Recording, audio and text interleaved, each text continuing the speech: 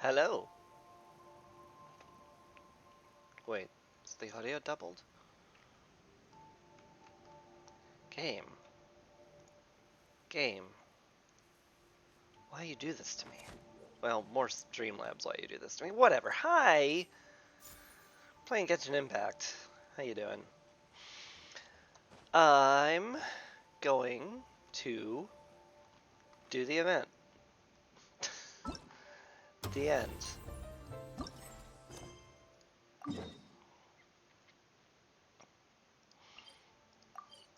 I have no idea what to expect, but I did save the story quest and the event for, you know, being on Twitch. So, hey, that's cool. Sort of, probably. I don't know. Maybe someone enjoys it. We'll see. But anyway, it was Roses and Muskets. I think this is some kind of weird Honkai Star Rail collab. I don't know. I've never looked into Honkai Star Rail at all. I just know this lady with the musket is from that game. And so I expect to see a lot of references I don't get.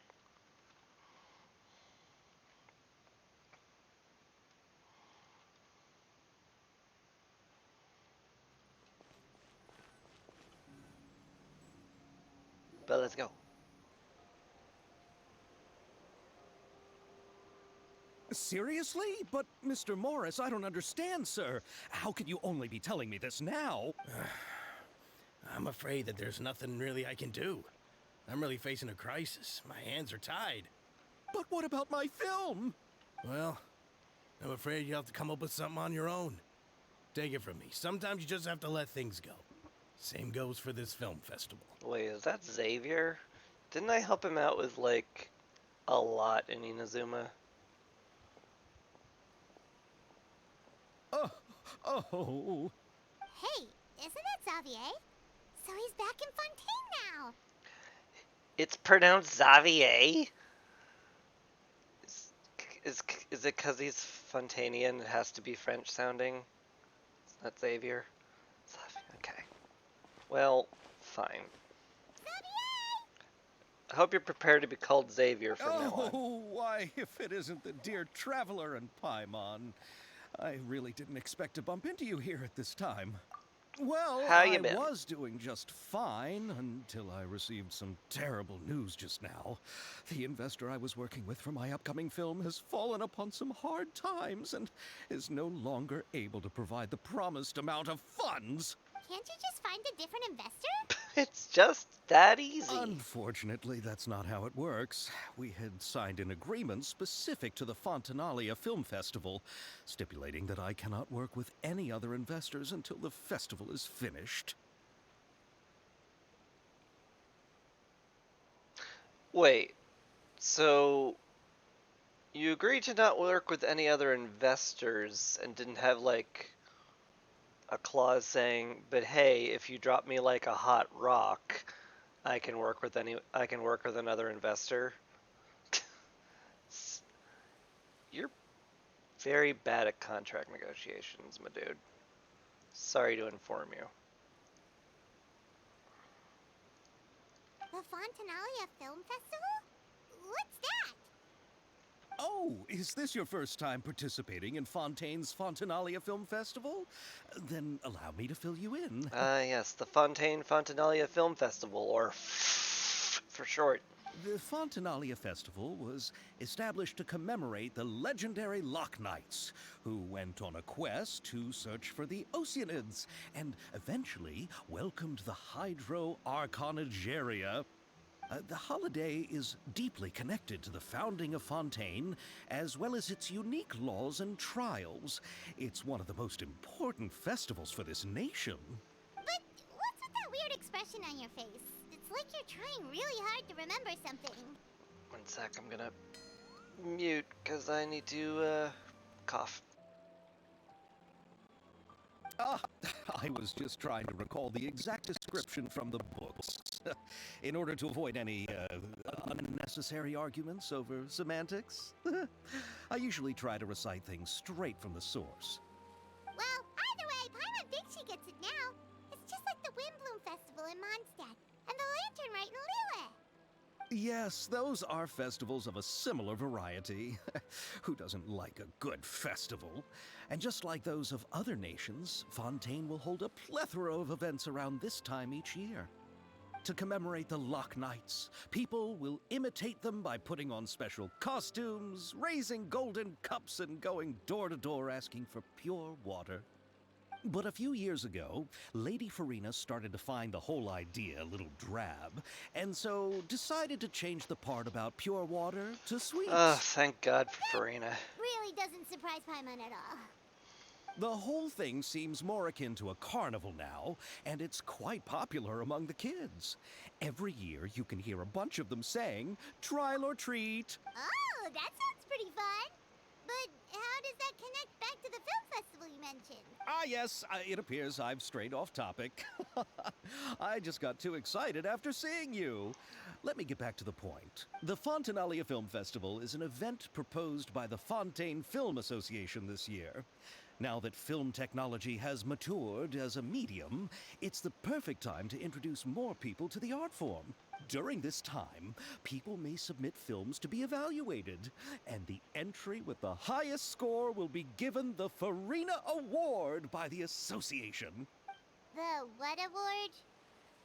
The Farina Award. You know, after the Hydro Archon. They coined it while Lady Farina was still in power, but even though things have changed, no one has made any motion to update the name. Perhaps everyone still thinks of it as a pretty appropriate name. Even though she isn't the Hydro Archon any longer, Lady Farina is still Fontaine's superstar. Anyone with eyes can see the way she shines on the stage. Huh. Alright. Guess the name does work pretty well when you put it that way. Oh, but who would have guessed there'd be an issue with the funding? How will I ever explain this to Miss Chiori? Not to say all the other actors who traveled all the way here from Inazuma. Chiori? Sounds familiar. Where have we heard that name before? Choria Boutique. Yes, that's her. I asked her Hello, to oversee the Offenzow. event's art direction, including the Offenzax? design of the actors' costumes and appearances. Oh, Paimon remembers now. Navia said that her clothes were designed by Chiori, and Kirara's outfit too. How to describe her? Well, she tends to be pretty direct and can be very forceful when it comes to dealing with people. The fashion world in Fontaine has dubbed her the Thundering Seamstress. Her remarkable designs have led many Fontainians to become very interested in Inazuma. Anyway, Chiori is acquainted with all the actors I've invited from Inazuma. Without her help, I don't think I would have been able to get such an international cast for the film. She really is a kind soul. Who are the actors from Inazuma? Do we know them? Why don't the two of you accompany me to the Aquabus station to welcome them? Judging from the time, the Aquabus should be arriving shortly. Chiori will be waiting to meet me there as well.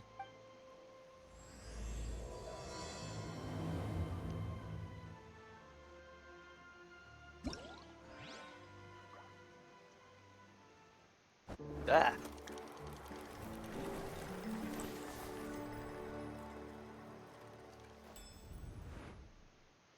Okay, well.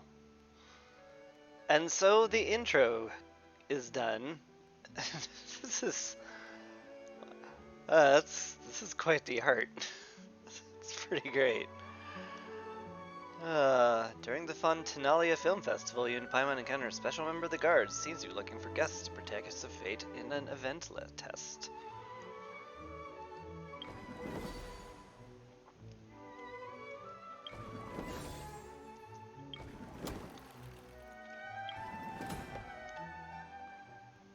Alright. My time with We'll the go Speedos there. taught Oh, me that gosh. carrying an unreliable weapon is worse than not carrying one at all.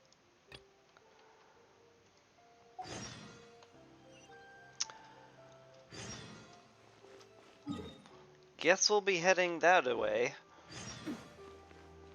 I think. Oh, goodness sakes, which... Okay, it unlocked a lot of quests, hold on. No, we're navigating this way. Thank you. I think I want to go up, or maybe it's down. I don't know. We'll see. Nope, definitely up. Okay. Uh. Well, I mean, I know Kamisato Ayaka is going to be part of this just because she appeared in the artwork, but I'm curious to see how this will play out. It should be fun, probably. Waiting for the lift like a peasant. My God, I should just drop down.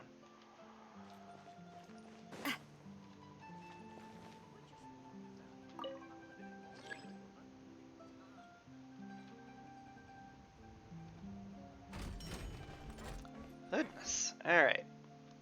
To the Clementine line.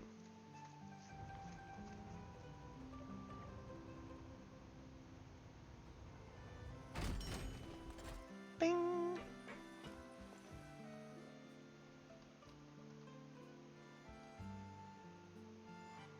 I. What are those shoes? How have they not already broken?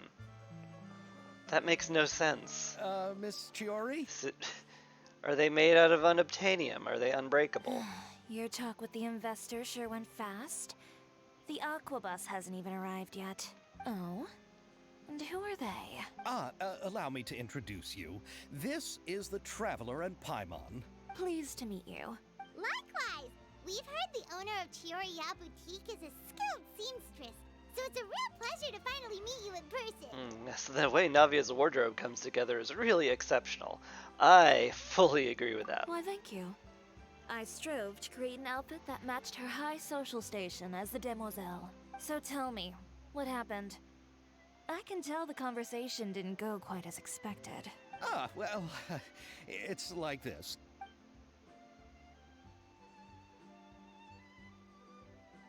Ugh. I know, Chiori, you don't have to say it. You did remind me that this investor was a little bit sketchy. Yeah, who makes you sign an exclusivity agreement and then reneges, but holds you to the exclusivity agreement? Yes, there's no doubt about that. But how could I pass it up? He offered me twice as much as the others. And therein lies the problem. Yes, but just put yourself in my shoes. After obtaining such an excellent script, it's only natural that I would want to make the most of the film. The budgets that the others had proposed were nowhere near enough. It's difficult to find someone willing to front such a large amount of mora, so... Don't be sad, Xavier. We might be able to help scrounge up some more together for you. Oh, thank you, Paimon. That means a lot to me. But the cost of the film is staggering. I'm afraid that any mora we can scrounge together in a short amount of time won't even be able to cover the actors' fees. We need to move on. What's happened has already happened, and there's no changing it. But now's not the time to give up. But What? You're saying that you have a plan? No, that's not what I mean. I'm simply saying I wouldn't give up just yet. I don't have any actionable advice, but I am telling you not to give up. The actors I recommended aren't just after Mora after all.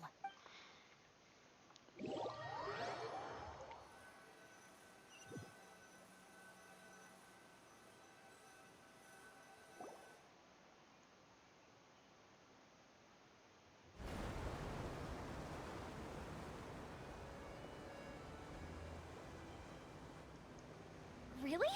Then where do you live? We Melusines live in Marcy Village. The only way to enter is from underwater. Whoa, you must be pretty tired after work every day, right? I mean, you have to swim all that way just to go home. You're so thoughtful. But some Melusines choose to live in the Court of Fontaine because it's so much more convenient. This is our stop. Oh, we've arrived. But I haven't even finished chatting with Abel yet. I also enjoyed Aval's introductions to Fontaine along the way. Everything you described was so clear and detailed that we can't help but want to hear more. Thank you so much. I'm usually working here on this aqua bus, so so I hope I'll have the chance to see you again. There are still many more places I'd like to introduce to you.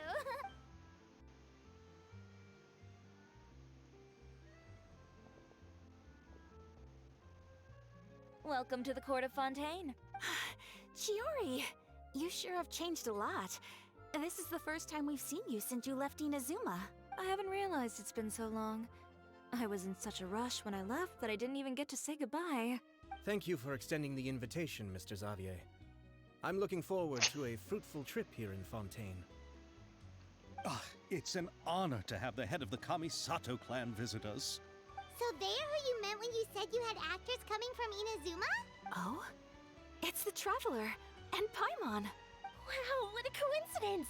Ayaka and I were just talking about you on the way here. Are you also here for the film? We just ran into Xavier earlier and came over with him.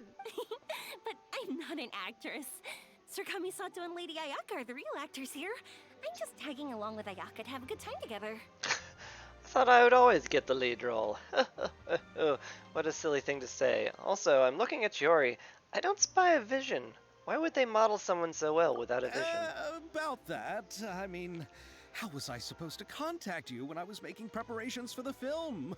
I figured you were probably busy, and I didn't want to disturb you, so I could only keep you in the back of my mind while I sought other actors to play the lead roles in the film. I had been thinking about a surprise reunion with you during our trip here, but you still managed to surprise me first. Oh, so you all know each other already!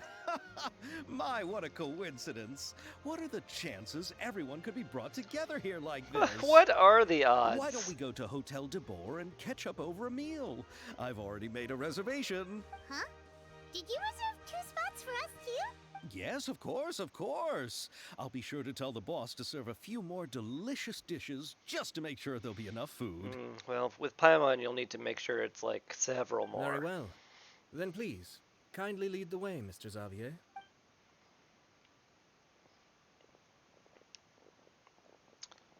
So, Mr. Xavier, I heard we were hard up for Mora and we're gonna afford a huge meal at the nicest hotel in town, eh? Wow, the buildings in Fontaine are so tall. Just look at how big they are. And there's the fountain that Aval mentioned earlier. It really is a magnificent sight. And look at that huge spinning sphere. Where does it get its power? Wait a sec. Could it be one of those clockwork mecha we've heard so much about?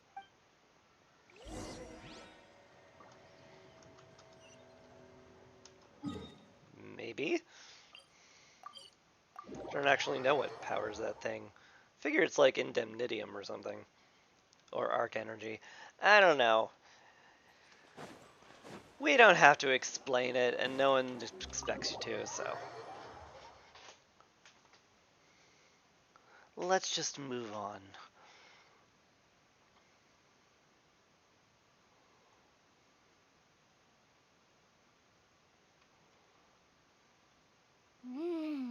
So this is what food from Fontaine is like. It sure is different from what we have in Inazuma. How should I describe it? It seems like you have to go through a lot more steps to make them. And the flavor has many layers too. Ah, yes. When I first went to Inazuma, I actually thought the food there tasted a little too bland. It took some time for me to get used to it. Let's get back to the purpose of this trip for a moment, shall we? How have preparations for the film been coming along, Mr. Xavier? Oh, that's. They've completely fallen through and everything's awful. Well, I've already assembled most of the film crew. A lighting specialist, a prop manager, and a costume designer. I've also bought the copyrights from the novel's author. Oh, it's called The Two Musketeers, right? I read the script you sent me on the way here.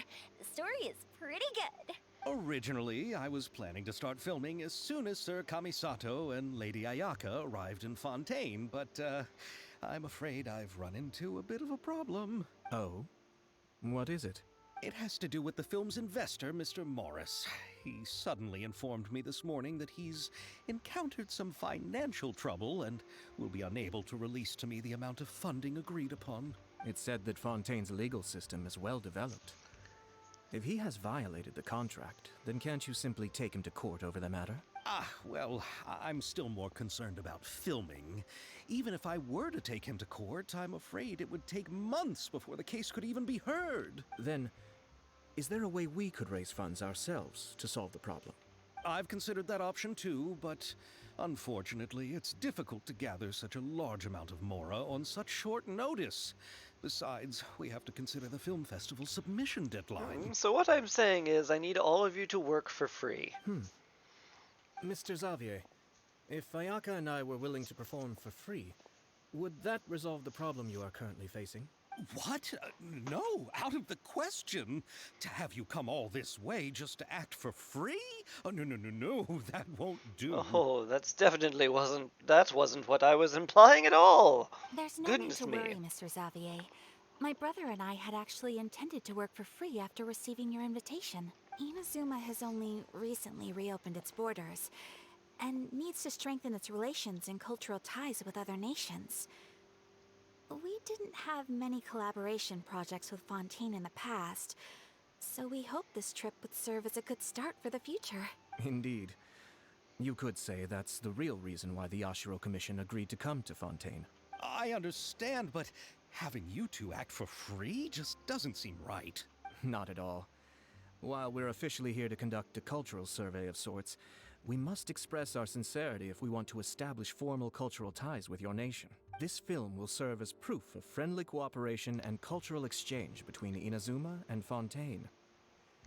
It's my hope that the film can be finished and released as smoothly as possible. If you still don't feel comfortable with this arrangement, I would also be more than happy to be introduced to some other renowned individuals in Fontaine's literary and artistic circles. All right, I'll do as you say. Thank you so much. I'll make sure to cobble together enough mora now, even if it means selling my house, my camera, and every single family heirloom. Come on now, no need to go that far. I'll also help you out as a brand sponsor. We can help Me too. too. Even though I didn't bring much more to spend on this trip, it's still better than nothing. You are too kind, all of you. I really don't know how to... Ew. Alright, enough about that.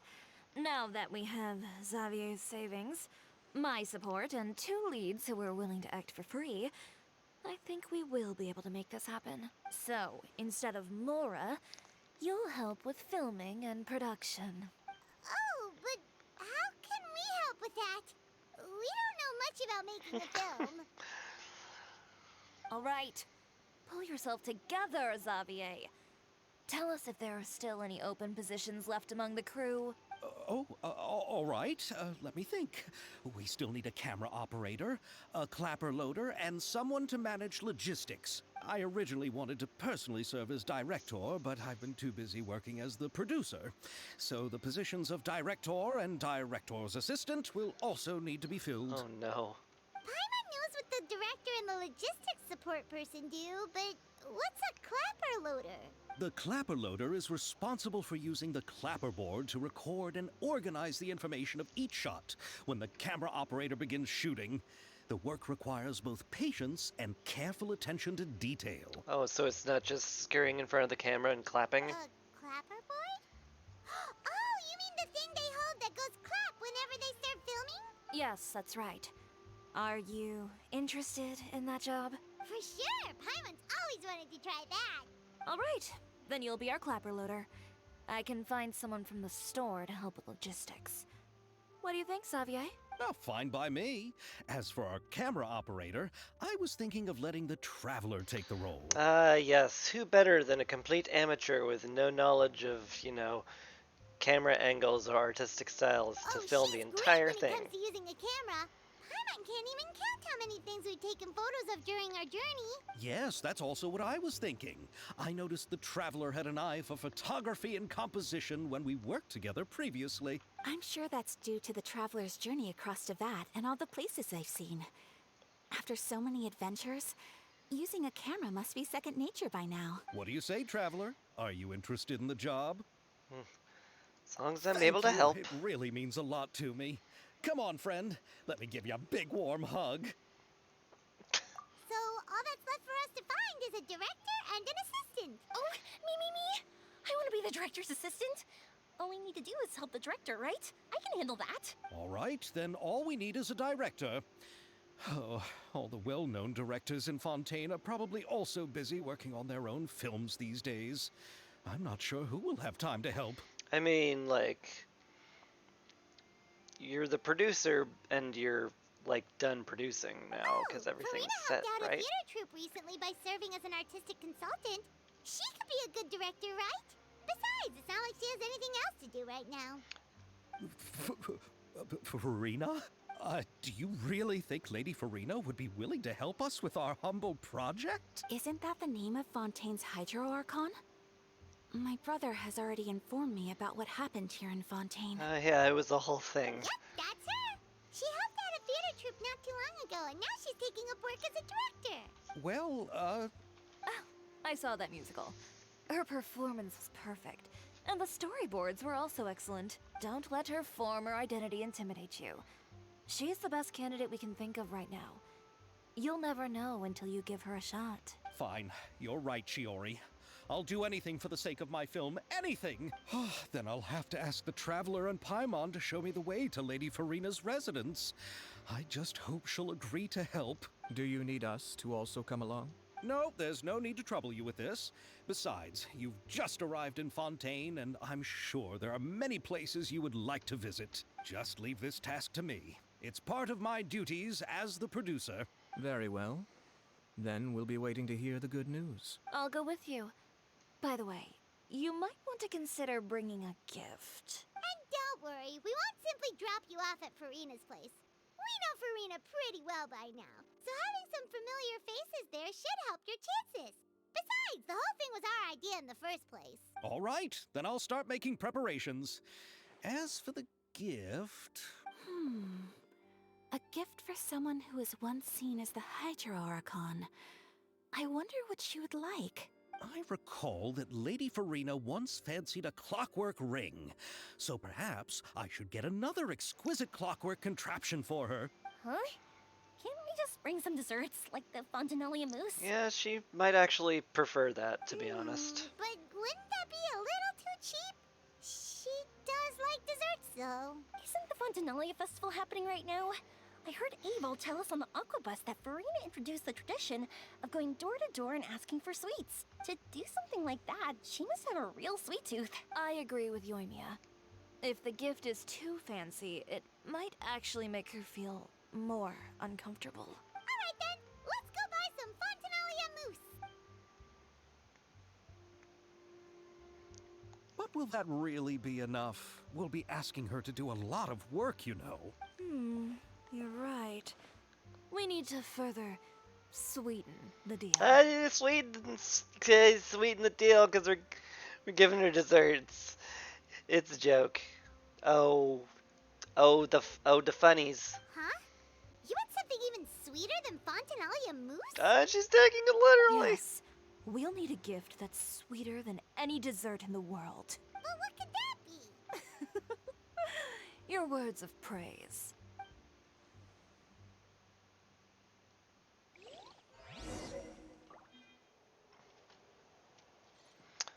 I got a recipe for it. Do I have to make it myself? I mean, I'm good with that. Do I have to, like, use it? I do. Oh. Well, okay then. I shall do just that.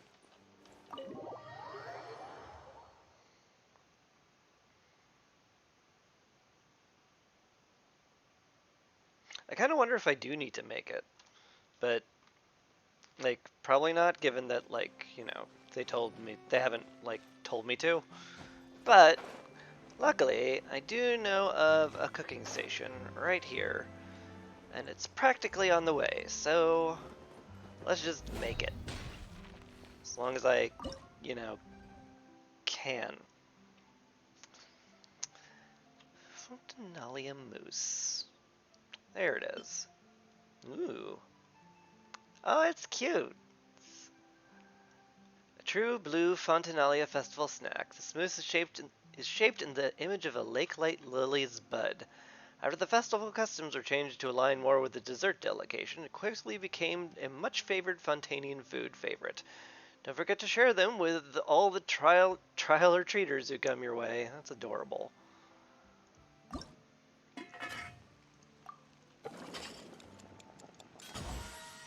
There we go. Delicious Fontanalia mousse. How could Farina possibly say no at that point?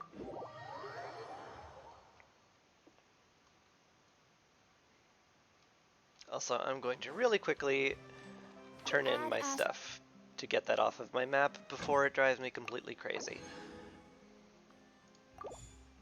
Oh, they didn't finish yet. Oh. Add Astro. Thank you for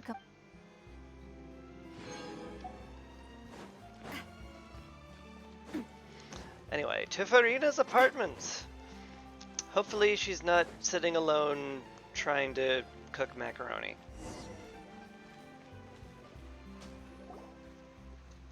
We're here! This is where Farina lives.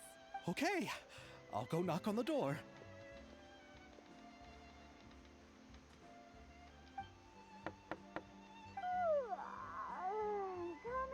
Coming. Seriously, who's knocking before afternoon tea? Who are you? Lady Farina, please allow me to introduce myself. I am Xavier, a film director. Hello. Oh, is that the traveler in Paimon I see behind you? And who's this? I'm Chiori. Ah, the one from Chioria Boutique. Hello, hello. So, what are you all doing here? Do you need something? Sure do. You just get up, Farina? It's already past noon, you know. Paimon. Huh? Oh, Paimon means the weather is so nice in the afternoon and the sun is so warm. Just like how you make us feel. Sleeping in late is a really smart idea. Some good camera angles there. No. I was just up late last night reading some novels. What does sleeping in have to do with the weather? This is a small gift we've prepared for you, Lady Farina. We hope you like it. No need to be so formal. I'm just a regular person like everyone else now. Oh, is this Fontanalia mousse? It's one of my favorites. That's great! So, actually, there's something we need your help with. Given your renowned passion and understanding of drama, I would like to ask that you serve as the director of our film crew. Oh, but didn't you just say that you're a director? Yes, but for this particular project, I'm mainly working as a producer. Besides, I'm sure that your understanding of the performing arts far surpasses my own, Lady Farina. Are the Traveler and Paimon also part of the film crew? Yep, we sure are. Paimon's the clapper loader and she's the camera operator. Camera operator? That can be a pretty technical job, and it directly affects the final quality of the film. Are you really up to it? Well, not anymore now that you've said that. No, I'm not questioning your abilities. It's just that I've never really seen you use a camera before. Maybe you can come up with a test for the Traveler and see for yourself. If she can satisfy you with her camera skills, then you'd have nothing to worry about and can join the team. What do you say? You sure are getting better at rolling with the situation, Paimon. Oh, I do wish to see how skilled the Traveler really is with a camera. All right, how about this? We'll work with what we have. I'll give you some scenarios and see if your work is up to my standards. Whatever you say, Director Farina. Very good. It's essential for the camera operator to understand the director's vision. I'll make my decision after seeing your work. Are you ready? I have high standards, you know. Okay, grab the camera and I'll give you a scenario. Filming theme directed by Farina. Estelle is the boss of the Beaumont workshop and has always been proud of her forging machine, as it can not only precisely control strength and temperature, but also takes no effort from the blacksmith. Let's film a promotional video for her workshop. Remember to emphasize the superiority of her forging machine. Okay. Huh. You need to film several shots according to the director. Boy, I thought it was just going to be walk to this location and snap a single photo. Did not expect this, but okay. You need to film several shots according to the director's requirements and compile them into a video. Camera positioning is key. You should ascertain the requirements beforehand. When filming, there will be narration requirements. Select the suitable narration according to the story. Satisfy all the director's filming requirements after selecting most suitable choices for all the camera positions and narration. You may begin filming and see the results. Huh. Well, frame 1. Camera position. Obviously, we show off the workshop. And there's only one choice for the narration, so there you go. Machine that shows off the forging machine at work. Okay, well we have a random policeman, a garden, or the actual machine. What to do? The atmosphere as Estelle works relaxedly. Is this Estelle working relaxedly? I mean, I suppose it is.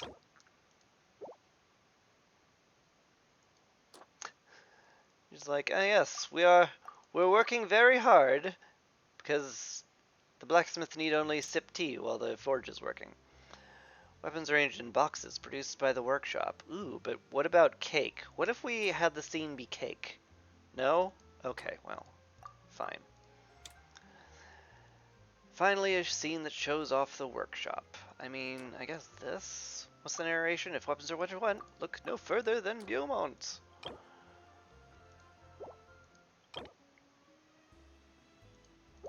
I mean, these both look pretty good, to be honest, for the scene they want. But, I don't know. I think if we're saying, hey, look no further than Beaumont, we want the logo to show off the workshop, not, the actual forge itself. In my opinion. Anyway, let's see how it goes.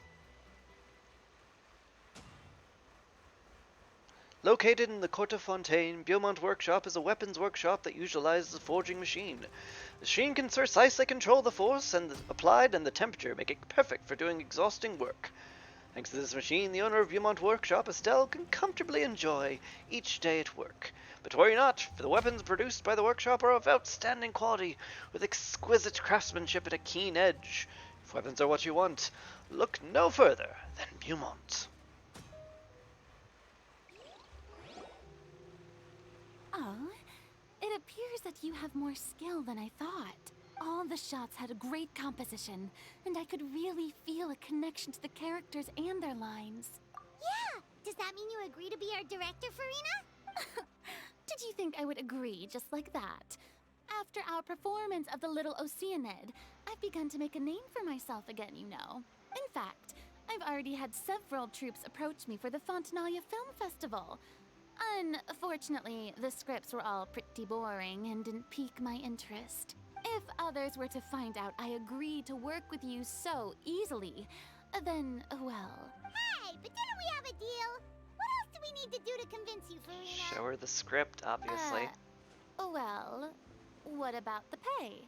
Huh? You know, how much you're willing to pay me to be the director? The pay is also an important factor for me to consider, you know. Well, I can offer you this much? What? That's all? If Nervulat were to hear of this, he could charge you with underpaying your labor. I'm sorry, but our crew is in a tight financial spot at the moment. I see. Well, even though it's highly unlikely now that I'll join your crew, there's still something I'd like to ask. Exactly what film are you planning to make? Oh, our script is an adaptation of The Two Musketeers. Huh? Wait, you mean the suspense thriller novel that was a #1 bestseller? Oh, so Farina's read it too. Of course I read it. I've always had a keen interest in artistic works that strike a chord with the populace. I see. It all makes sense now. You must have used most of the budget to pay for the copyright. Not really. The novel's author transferred the copyright to me practically for free once he heard that I wanted to make a film adaptation of the story. The lack of budget is due to another issue. He probably just wants to get his name out there. So, Mora isn't the most important thing to him right now. It reminds me of a delivery courier who wears one of my designs while traveling all across Teyvat. I didn't charge her much for the outfit either. The exposure she provides for my brand is well worth it. So, are you a big fan of Crafty. the story, Farina? Well, it's alright. The pacing of the story is good, but the character relationships could use some work. When I was reading it before, I always felt like some things were left on a rather unsatisfactory note. I have high standards, you know. Ahem, Mr. Xavier. If, hypothetically speaking, I agree to be the director, how much freedom would I have in terms of script revisions and creative interpretation? Oh, as much freedom as you would need. I wouldn't dare doubt the tastes of Fontaine's greatest star. Good. Then I'm free to alter the script as I see fit. Absolutely, no problem.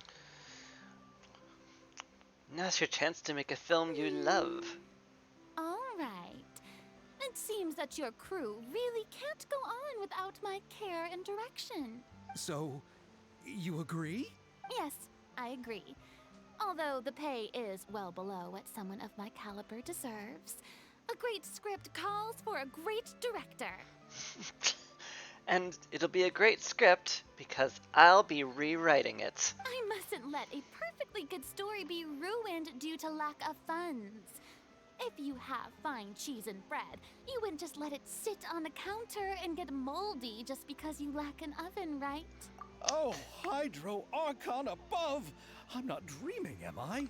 Somebody pinch me. There's no more Hydro Archon, you know. And it's still a little early to celebrate.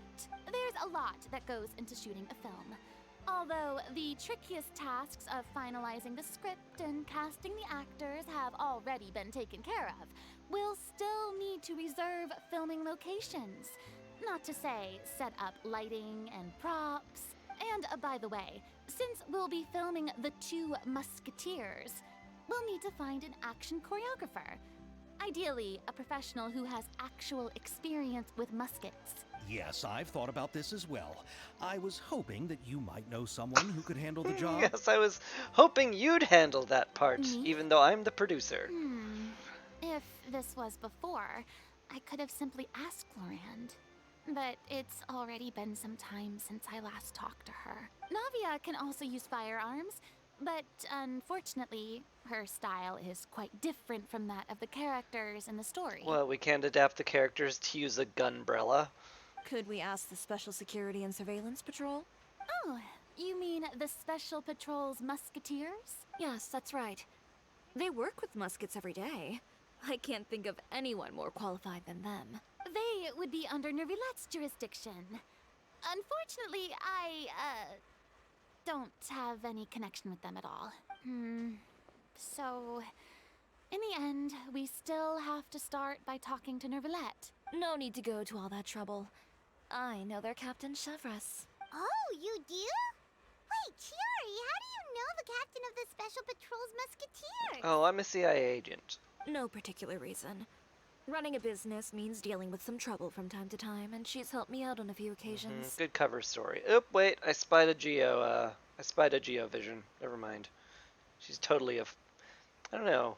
She gives 4-star energy to me. In return, I've helped her handle a few situations in which the Special Patrol couldn't get involved directly. So, we've gotten to know each other over time. So you're saying there's been times when the Special Patrol needed a fashion designer to handle a situation? Your work is becoming more and more mysterious. Don't worry about it, Paimon. She's definitely not some kind of secret agent. It'd be best to keep it that way. Anyway, enough about that. What do you all think about asking the captain to be our musket action choreographer? She sounds professional enough, She is a captain after all.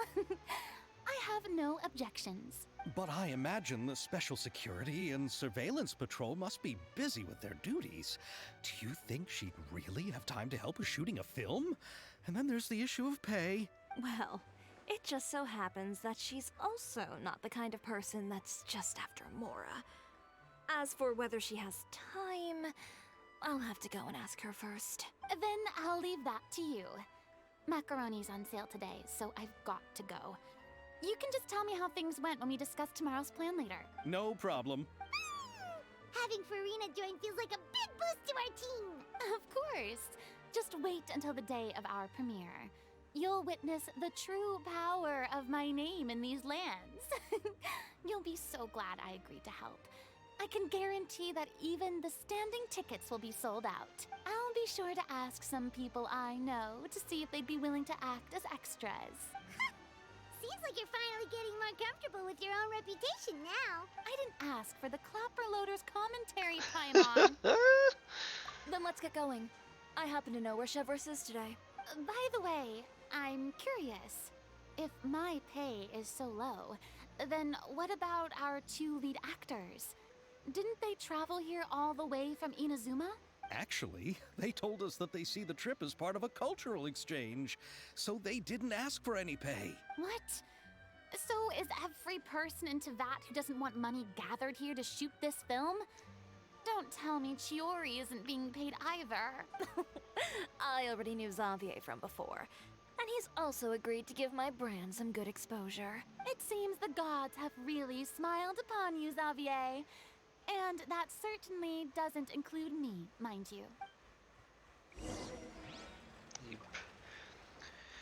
truly has lucked out to an absurd degree, this particular festival, hasn't he?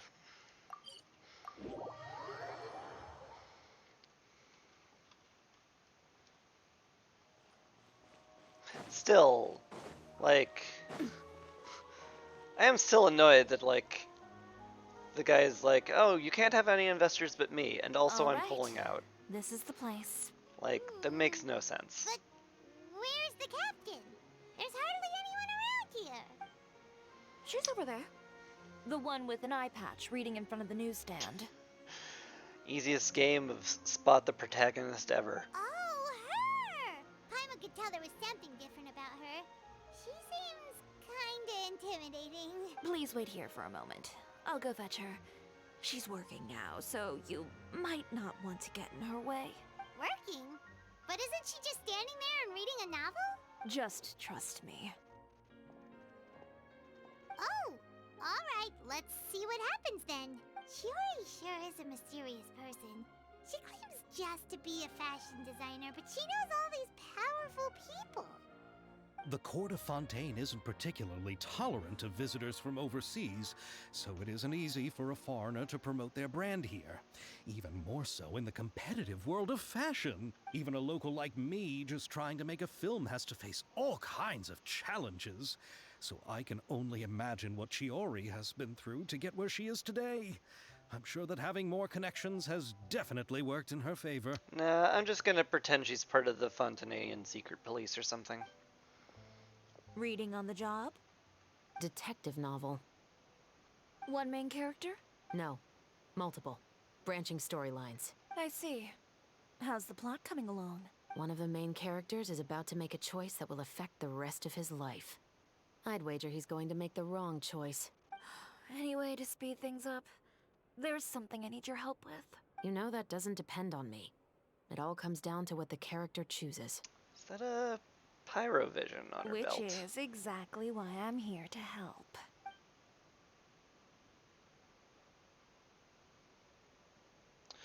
Oh.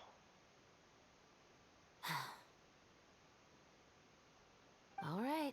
It appears he made the wrong choice in the end. Halt! Huh? What's going on? Hand over whatever you're holding. Oh, it's just a book. I didn't buy anything else. Then I'm sure you wouldn't mind letting me have a look. Excuse me, officer. I don't mind you standing around here, not purchasing anything, but I'd prefer if you didn't disturb my customers. It's bad for business, you know? Hey, Tesla World. Thanks for the follow. Appreciate that. Don't give me that act. You won't be able to get off so easily either. Doing well, thank you. I am Chevras, captain of Fontaine's Special Security and Surveillance Patrol. I will say this one last time. Hand over whatever you're holding at once. And before you do anything unwise, let me remind you that I'll have you on the ground before you can even think about making a run for it. All right. I'll give it to you. But please let me say something first. If there's any contraband in that book, then the shopkeeper here is the one who slipped it in. I don't have anything to do with this. Please wait, let me throw my conspirator under the bus real quick. You trying to leave me on the hook, huh? You were the one who said you wanted it. Save it for the interrogation room. Take them away, Letelier.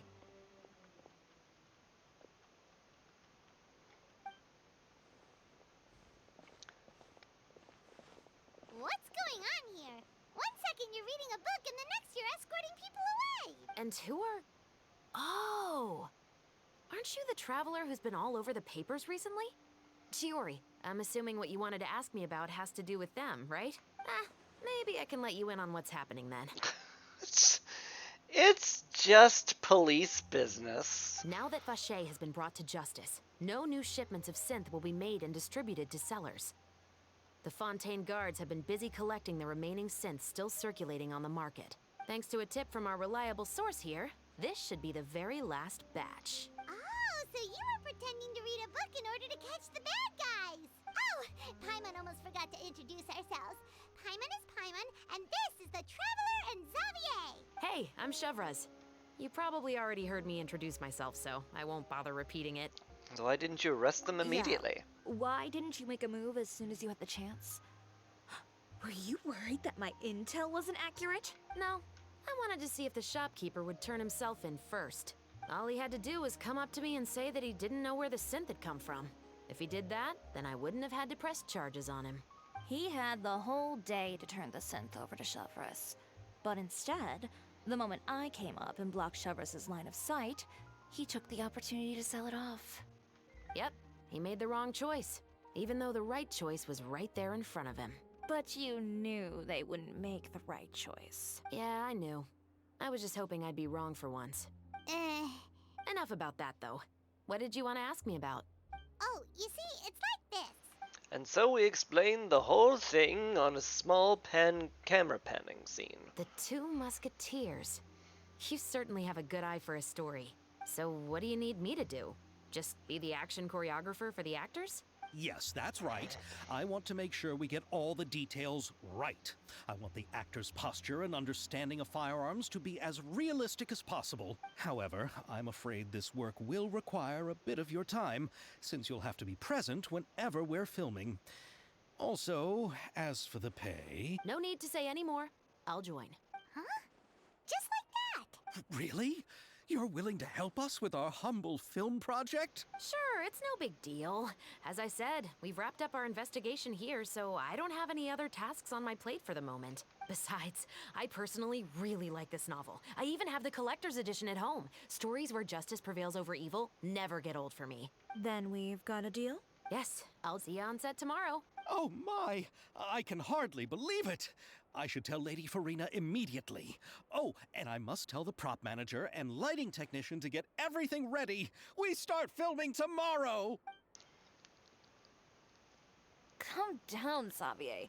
The film is going to take more than just a day to finish. Still, I should also head back now and start preparing the actors' costumes and makeup. Alright, guess that's it for today then. Traveler, Paimon, please stay for a moment. I have something to tell you. Then I'll take Xavier back. Poor thing. He's so excited that he can't even walk straight anymore. I don't want to spend our first day fishing our producer out of the fountain. He'll probably hold himself He'd together. better.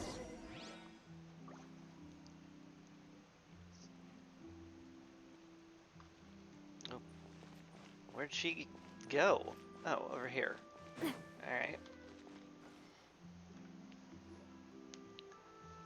So what did you want to tell us, Chevras? Have you read The Two Musketeers? Nope.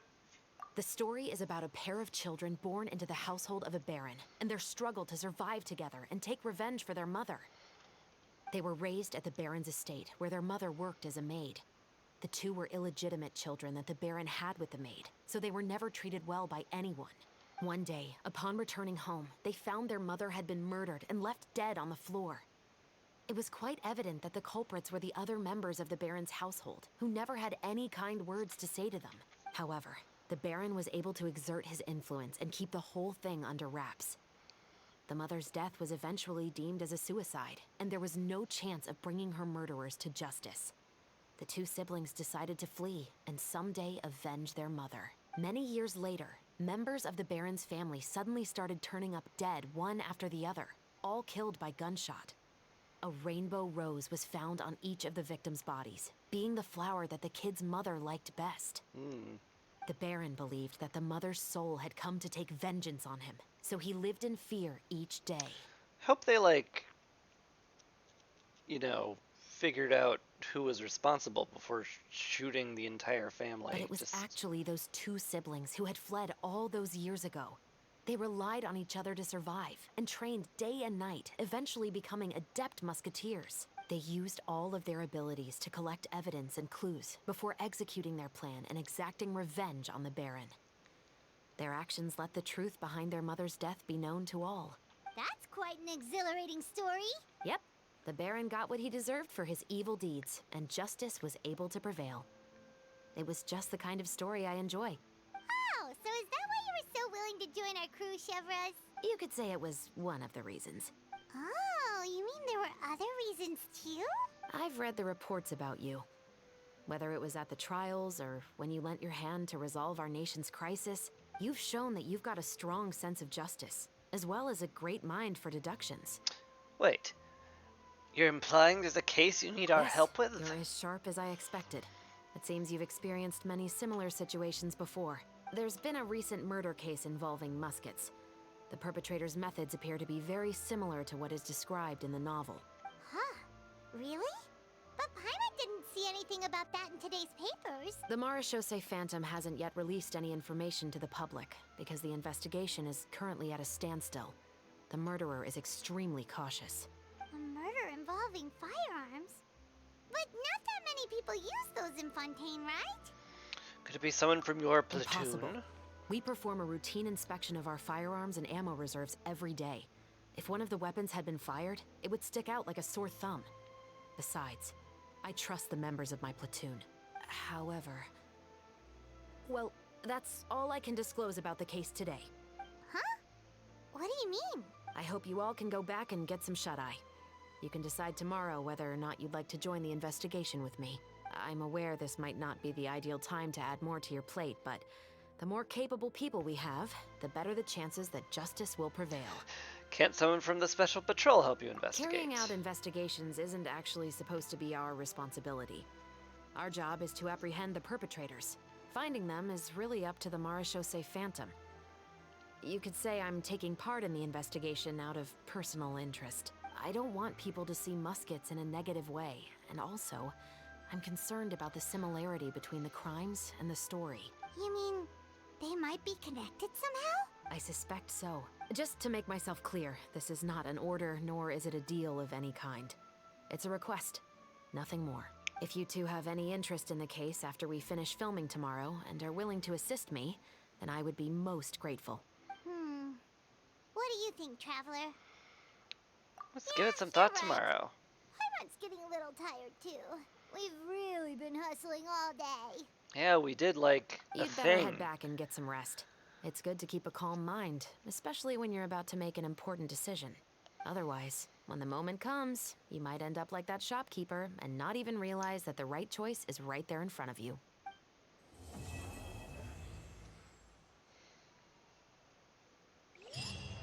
To be continued.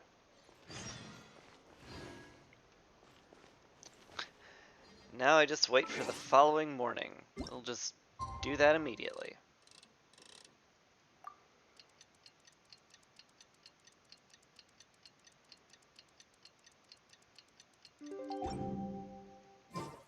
It's finally time to meet up with everyone. Paimon. no, I interrupted Paimon saying something. Oh no.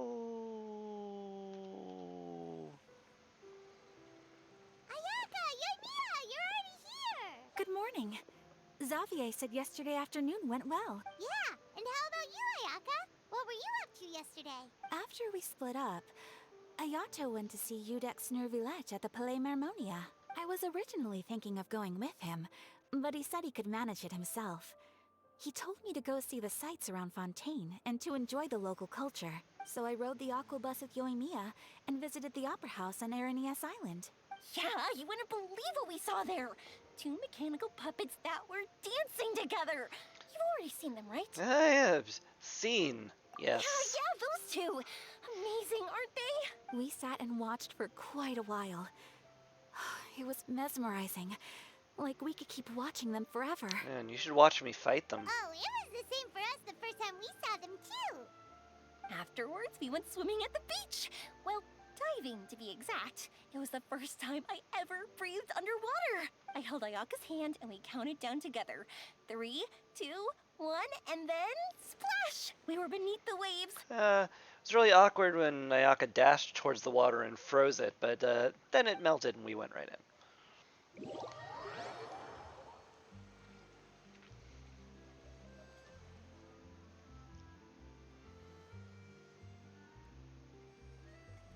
What are we loading?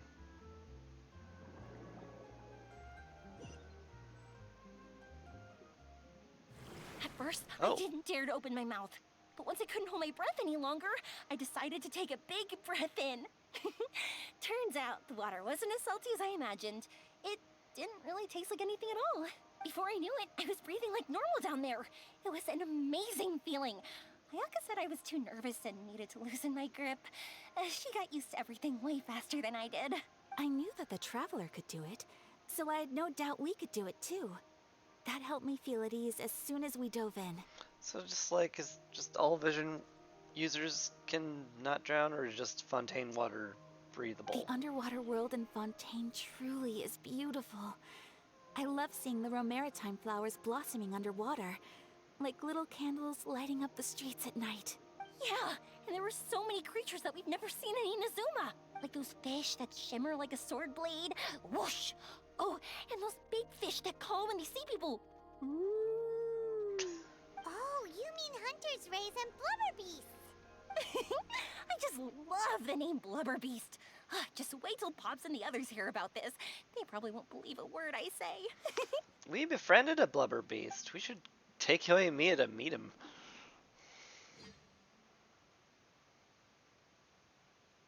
I hope we get the option to, but I doubt they've linked that world quest to Yoimiya this. was down there for quite a while. It was dark before we finally rode the aqua bus back to the city. I figured she'd want to sleep in today. Yeah, even I was worried that I wouldn't be able to get up. I still felt like I was drifting in the waves when I went to sleep last night. But as soon as I woke up today, I remembered that we'd all be shooting a film together, and I was ready to go. Speaking of the film, where's everybody else? My brother and Xavier were speaking to the restaurant owner about using the place as a filming location. They should be here soon. As for the others, We're here. Oh, yeah, that's something to spring on a business owner last minute. Hey, could we clear all of your customers out of the hotel so that we can film here? We can't pay you, of course, but that's not a problem, excuse right? my tardiness. I just finished the Special Patrol's 6-mile morning jog. Wait, 6 miles? I'm so tired. I heard you all chatting, so I decided to come down. I sure could use some of that endless energy everyone else has. good morning, everyone. Boarding. Can someone fetch me a cup of coffee? More milk, hold the sugar. Sure, I'd be happy to do that for you. No, you can't go anywhere. Please, have a seat over here so I can get started on your makeup. Ugh, the last thing I want is coffee stains on my costumes. I can get the coffee. It's the perfect job for an assistant. Yoimiya's... she's too perfect. So much energy. Seriously, what's her secret? I am more on Farina's wavelength. Oh, like that. But you sure look exhausted, Farina. It's because you're not used to waking up so early, Oh, huh? God. Of course not. I spent the whole night reading the novel from cover to cover, marking sections that either need to be omitted or adapted. Wow. Paimon didn't expect you to be so thorough. Well, I was the biggest star in all of Fontaine after all. It takes more than just a pretty face to earn a reputation like that.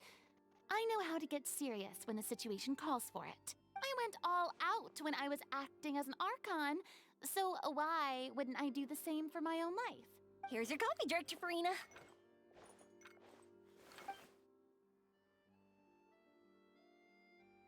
Oh, thank you.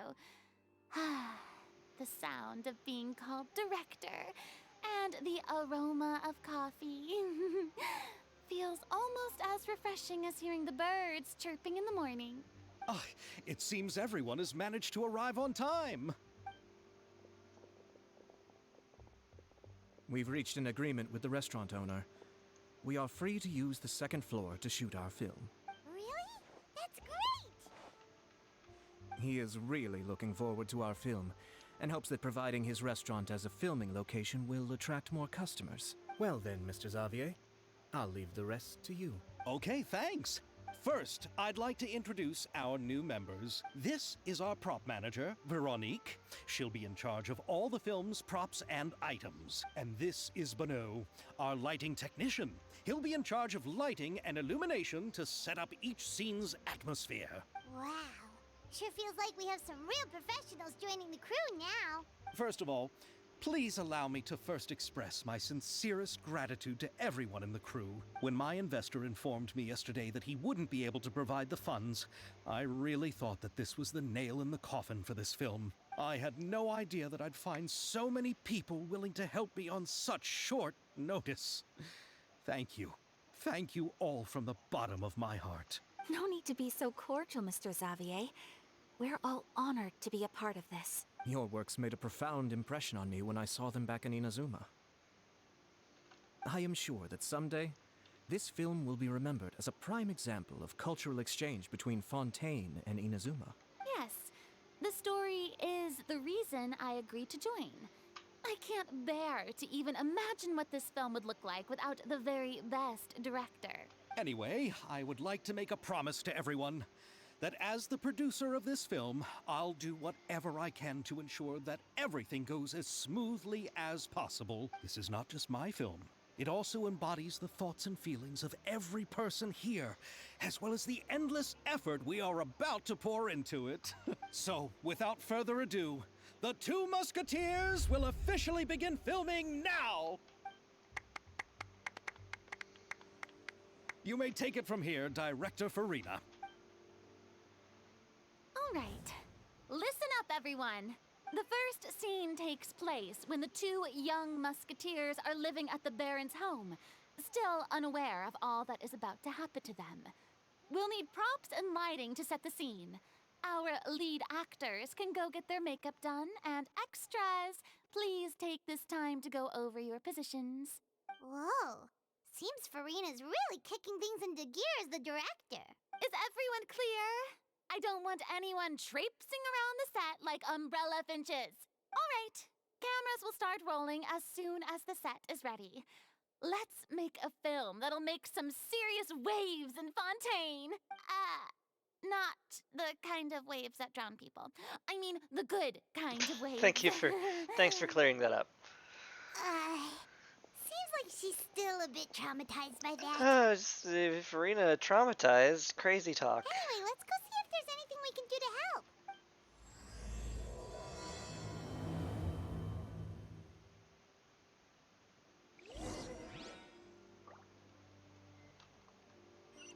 Look for people who need help. Sure. Ayaka has mentioned you to me before. She said that you two were great friends when you were kids. No talking. I'm thinking about how to do your eyeshadow.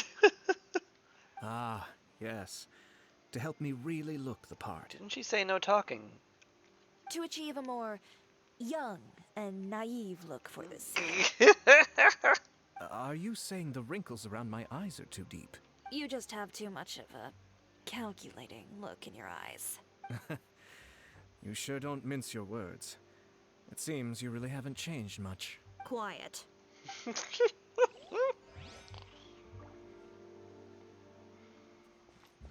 That was pretty good. How about here? A little more to the left. You got it. Hey, Yoimiya, do you need a hand? No, I'm fine. You know, doing the lighting is kind of like designing a fireworks show. It's interesting to imagine what kind of atmosphere the lights will create. I heard that the Traveler will be operating the camera and Paimon will be the clapper loader, right? Those roles are just perfect for the two of you. Really? Is that because it'll be easy for Paimon to hold the clapperboard while flying? Well, sure, there's that, but that's not exactly what I meant. I just think that after all your journeys together, you two must have developed a super close bond and just naturally know how to work with each other. If I'm not mistaken, the director will want the cameras rolling as soon as the clapperboard goes clack. Actually, we start rolling before that, and the clapperboard's edited out in post-production. Oh, I see. It's amazing to see the magic behind filmmaking. Yoimiya, we need lights over there, too. Very amused that we actually did there. I've got to get back to work. Chat with you later. Oh, it's exciting to see so many people working together to bring the film to life. Seems like Yoimiya's really getting into it. But she was right. We do have a super close bond, don't we? Yeah. If I never need emergency food, you're right there for me. Paimon's really happy to hear that.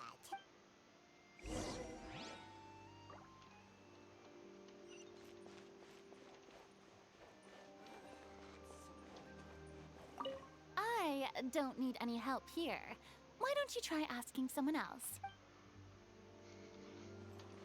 Had to talk to Farina. So, this is a real musket? What? Pardon? We're not using prop muskets. No, it's just a prop. Okay. Thank goodness. Not bad. Have you seen a real musket before? Only in books and newspapers. I made this one based on the relative shape and proportions I saw in reference images. When we're filming, some special gunpowder will be applied around the muzzle, which will help create the flash and smoke effects of a real gun being fired. Which means it'll be up to the actors to portray the recoil. That's right. The sound effects for gunshots will also be added in post-production. Thank you, Veronique. I think I know where to start now. However, the musket's gears and firing pin could still use some work. Adding some wear on the metallic components will make them appear more realistic. Oh, yeah, we'll just use them for 6 months. That'll make Also, it more be sure realistic. to rub the muskets with some oil each time before we start shooting. That'll give the impression that the firearms have been well maintained. Good point. You seem to know a lot, Miss Chevres. I assume you use these types of firearms on a regular basis? Yes, I perform routine maintenance on my weapons every day. Just like we as people need to eat and sleep, muskets need to be cleaned and maintained. And it would be cool if they introduced, like, muskets as weapons. I also perform similar care for my sword every day, and familiarize myself with its shape and weight, to the point where it feels like a natural extension of my body. Yes, this way, our weapons will never betray us in the heat of battle. Yes, well said. It seems we have the same philosophy on this topic. Oh, sounds like they found a common interest to talk about. Thanks, Miss Points Out the Obvious a Though lot. these props differ from the muskets I use, I can still give you some pointers. Good. I look forward to your instruction. First and foremost, never point the weapon at anyone, regardless of whether it's a real or prop weapon, or whether you're holding it or it's on the table. This holds for any time when you're not actively engaging an enemy. Okay, understood. When aiming the musket, extend your arm so that it's level with your shoulder, and use your eye to look down the weapon's sights.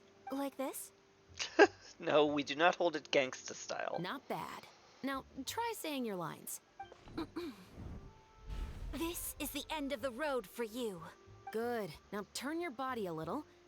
That way, you'll give your enemy less of a target to work with. And relax your shoulders. Here, allow me to demonstrate. This is the end of the road for you. Huh. Excuse me, Miss Chiori. Director Farina, there's something I wish to discuss with you. Oh? What is it? Like this? Yes, much better.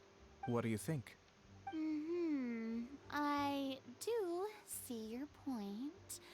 But are you sure you wish to do this? He's gonna trade roles. I believe it would be most fitting. Well, if you insist. All right, I understand. Miss Ayaka, Miss Chevris, could the two of you please come over here? Huh? What's going on? Are we gonna start filming now? Let's go see. What is it? I have a question for you, Miss Chevris. Would you be willing to play the role of a musketeer? What? To clarify, I would like to turn over my role to Miss Chevris. Called it. But, brother... Don't worry, Ayaka. I actually view this as a good thing. I was becoming troubled trying to set aside some time to speak to the staff at the Palais Mermonia. I would like to have some conversations about the cultural exchange between our two countries, and I've heard that the bureaucratic process here can get rather complicated. Now, I will be able to focus on my work. Besides, you also know that I'm not really one for public performances. Are you really sure? From a director's point of view, I also felt like the relationship between the two musketeers in the original story could be improved. The older brother in the story plays the lead role with his overbearing character, but this causes his character to overshadow that of his sister, and the theme of the two supporting and relying on each other isn't conveyed very well. But if we were to change the siblings to two sisters of a similar age, then that aspect of the story might come through more clearly. Also, I've seen you instructing Ayaka. That cold and dignified personality is exactly what we need for the older musketeer. Of course, even with all these insights, the decision should still be made by Miss Chevris. Chevros mentioned that she really likes the story, right? Paimon bets that she'll take the role. Oh, we don't know if she's a big fan of acting. All right, I'll take the role. Good. It's decided then. I'll get started on making edits to the script. We'll also need to make some immediate adjustments to the lighting, props, and costumes. I have a feeling that our adaptation will be even better than the original story. You're doing a great favor for me, Miss Chevris. You have my gratitude. Don't mention it. I like this character, so if anything, I should be the one thanking you. Well, since my brother is the one who brought up the idea, I suppose there's no need to worry. Okay, but can Chevris have her hair dyed light blue? Let's go, Miss Chevris. I look forward to working with you. Please, just call me Chevris. Seems like you're really going out of your way to solve the problem I was having with your makeup. Surely you jest, Chiori.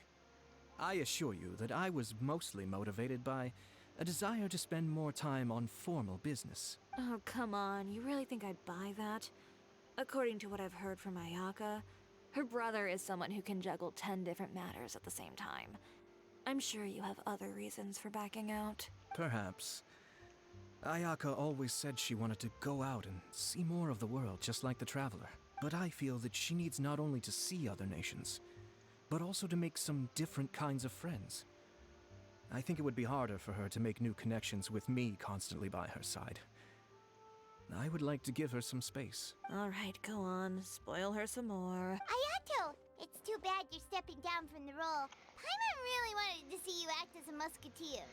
This is justice. No need to poke fun at me. I'd wager that you also felt that I wasn't the best candidate for the role. It's a little hard for Paimon to imagine you saying those lines. So, she's getting back to work Yes. now. I've made an appointment to meet some people from the Palais Mermonia. Now, I will have some more time to prepare. Traveler, get the camera ready. Paimon, get the clapperboard. Actors, to your positions. We're about to start shooting the first scene. Go on now. And please take good care of Ayaka. Yep, don't worry.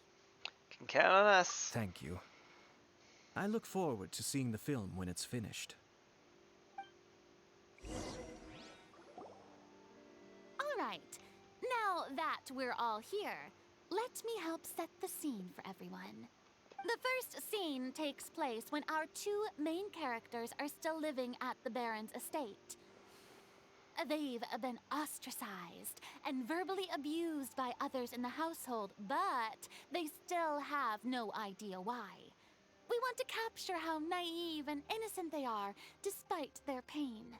Chevris will be playing the role of the older sister, Tulip, and Ayaka will be the younger sister, Iris. Be sure to get close-ups of the main characters at the right moment. Tulip and Iris. Love it. Silence on the set! Lights, camera, action! Let's go! Tulip, Mother's been out for quite a while now. Perhaps she went to pick some flowers on the way home.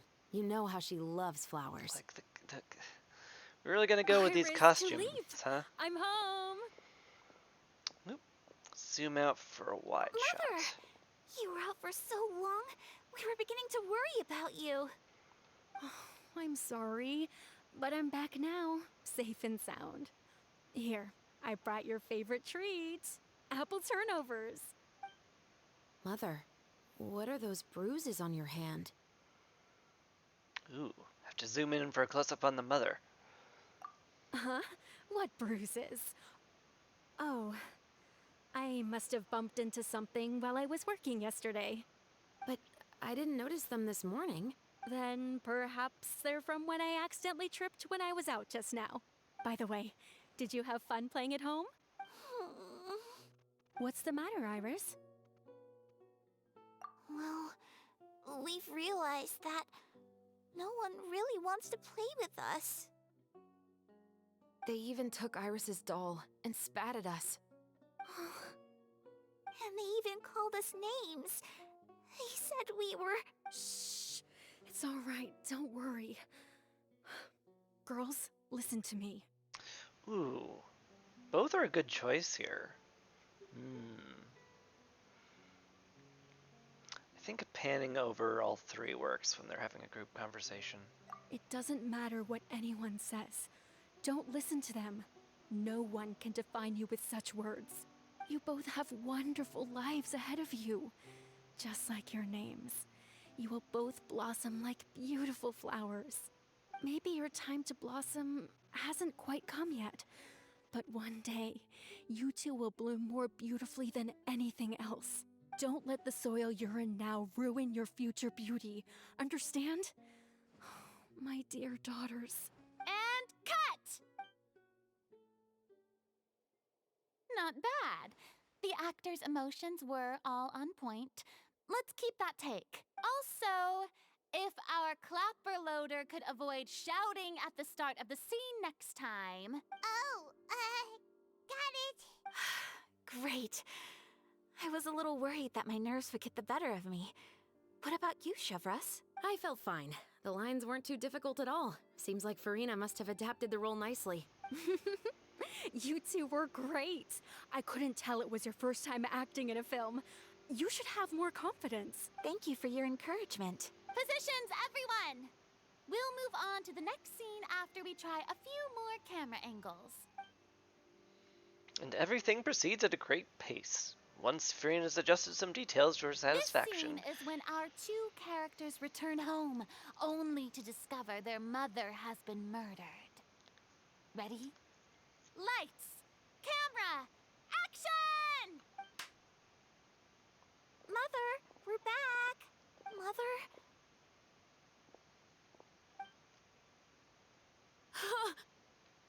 What's wrong, Tulip? Iris, stay away! Huh? Why? What's... Mother!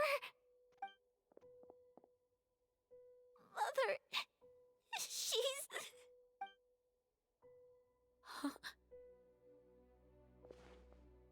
There's poison in this cup. I can just tell. I could have sworn I've seen this kind of cup before. Those aristocrats. They didn't even try to cover up their actions.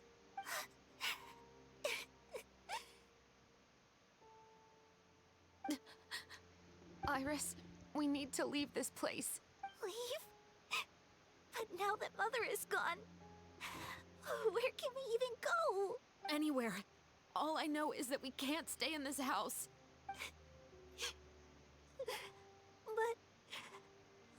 just going to let them get away with this?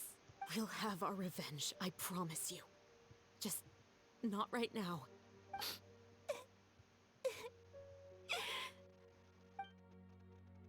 Come on, let's go. No, wait. We can't just leave Mother here like this. At least let me leave this rose with her. That's why we went out in the first place. To buy her this flower. All right. Goodbye, Mother. We'll avenge you.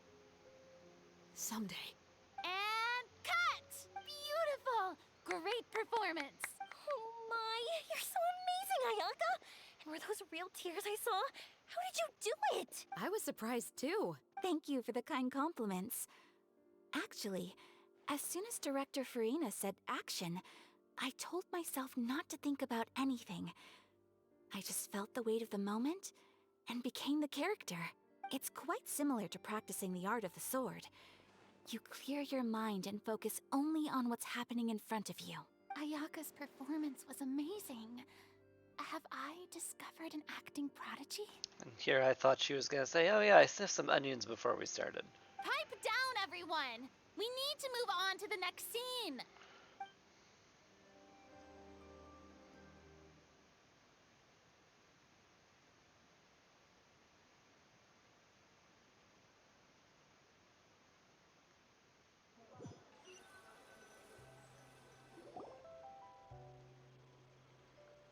And a full day of filming on set passes.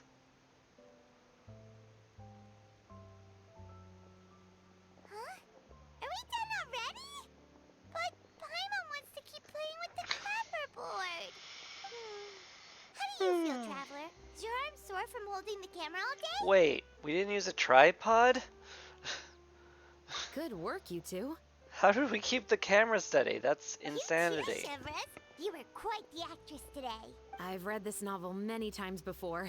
I have a good grasp of my character's mindset. Anyway, do you remember my request from yesterday? Oh, right! We were having so much fun that Paimon nearly forgot.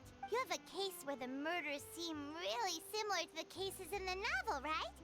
So, how are they similar exactly? Well, let's see. They were shot with a musket, and I'm guessing roses were left on their corpses. In the story, the main characters grow up to become two musketeers, always using their guns to carry out their revenge. And on each of the victims, they place a rainbow rose as a signal that they've returned. Yes, that's correct. We found rainbow roses just like in the novel. Seems like you're connecting the dots now. Oh, that does sound pretty concerning. Especially after seeing the script today. Ooh, now Paimon can't stop wondering what kind of ulterior motive the murderer might have. What do you think, Traveler? You're smart. Paimon wants to hear your thoughts. Yeah, we'll Good. join the case. On behalf of Fontaine's Special Security and Surveillance Patrol, thank you for your dedication to justice. There's no time to lose. We should start investigating right away. Follow me. Huh? Right now? Well, we just got done filming all day. Paimon's so tired. Didn't you just say you wanted to keep playing with the clapperboard more? The most valuable intel always comes after nightfall. They are like small, remote islands in the middle of the sea. If you don't stay vigilant, you will pass right by them in the fog. That's how one of my favorite books always puts it, at least. So, where are we going right now? Let's start by checking out some workshops that sell mechanical components. If the culprit is making their own weapons, it's very likely that they'll visit those sort of places.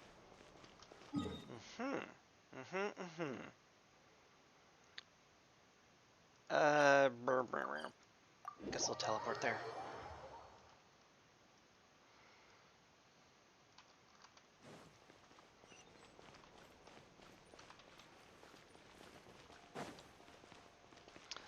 I'm guessing those are some side events we'll be doing later. Ah, the Clockwork Workshop. What fascinating things will we find here? Welcome to LeChaux's Clockwork Workshop. How can I help you? Hello. I'd like to know if anyone has purchased some special components lately. Special components? Sorry, could you be more specific? I mean the kind of components that aren't typically used for clockwork toys, but for firearms. Huh? For firearms? No, we don't sell those sort of things here. Don't misunderstand. I'm not here to cause any trouble. We are merely investigating a case, and we're hoping that you could cooperate. Well, to be completely honest, I'm not even sure what kind of components that would entail. Has anyone ever purchased components here as an individual rather than on behalf of an organization? We have a lot of customers who buy toys, but those who buy components are all regular customers who buy in bulk on behalf of their organization. Is that so? I understand. Thank you for your cooperation. You're welcome. It's the least I can do. Guess we'll have to go to the other clockwork workshop.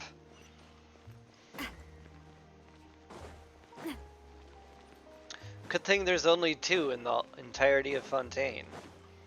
Otherwise, this could take a long time.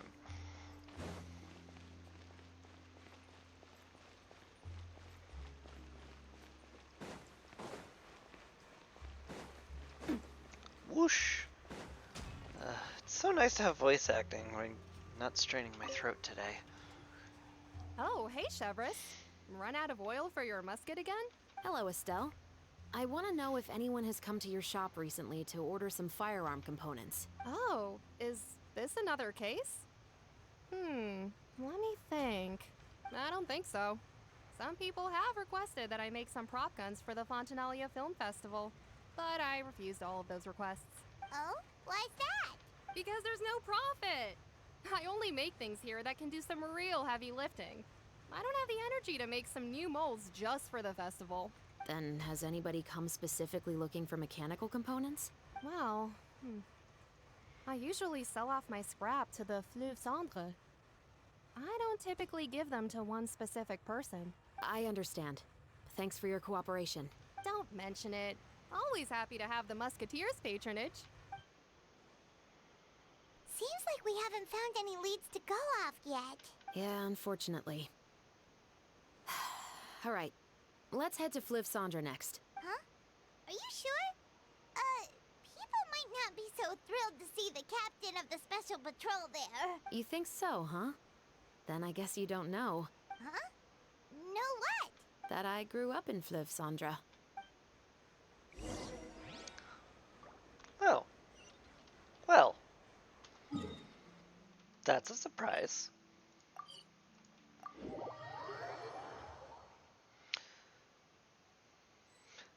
Think she'd be more concerned about the incredible wealth disparity down here.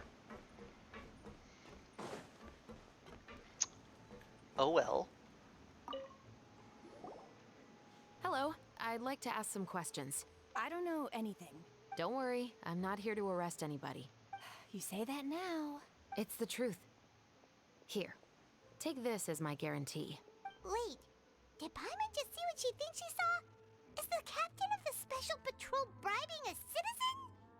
It's called buying info. Seems you're different from the other guards. What do you want to know? Have you heard anything related to muskets in Fleuve Cendre lately? Anything at all? Muskets, huh? All I know is that about 2 weeks ago, we started hearing some loud noises at night. So loud that it's been waking me up. Yeah, if somebody shot a musket down here, the sound would carry for miles. Were they gunshots? Possibly. It's hard to tell around here. Someone's house collapsing, a pipe exploding somewhere, it's all the same. But the noises I'm talking about definitely happened after I fell asleep. Do you know where the noises were coming from? I don't remember clearly. Is it that you don't remember, or that you need to think about it some more? You tell me. Then please, think about it some more. She's giving her even more, I The saw noises nothing. came from the end of the southern waterway. I came out and had a look for myself when I wasn't sleeping well, but I didn't dare get too close. That's all I know. All right, I'll take your word for it. Thanks for the pâte de fruits.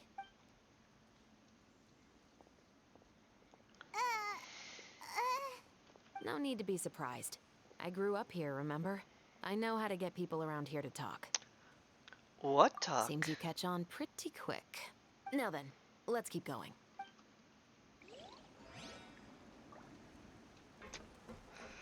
Good times.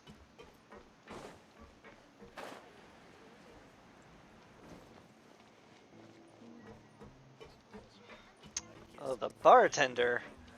There's no other place to get information.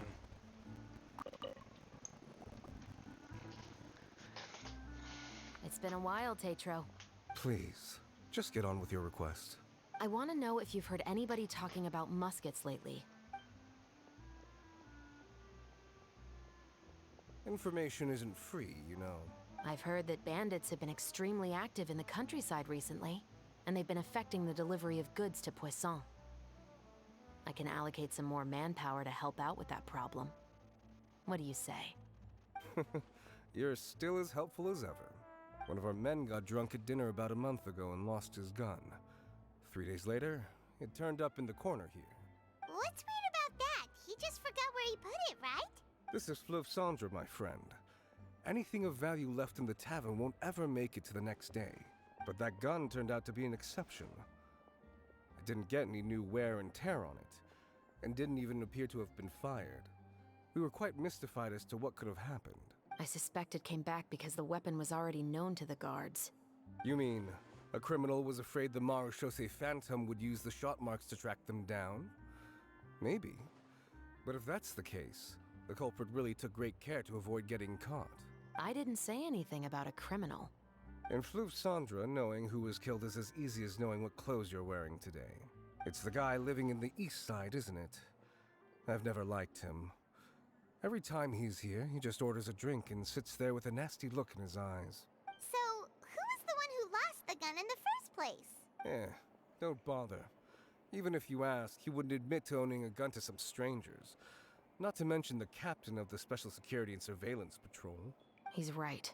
I know you grew up here, Chevreuse. Even though you're on good terms with the Spina, you've still been gone too long. Not many people know you here now, and a lot of people don't like the Special Patrol. I know. So take my advice and don't show your face too much around here. It's for your own safety. I'll come and go as I please. And I'm afraid I'll be appearing more often due to my work. All right. Don't say I didn't warn you.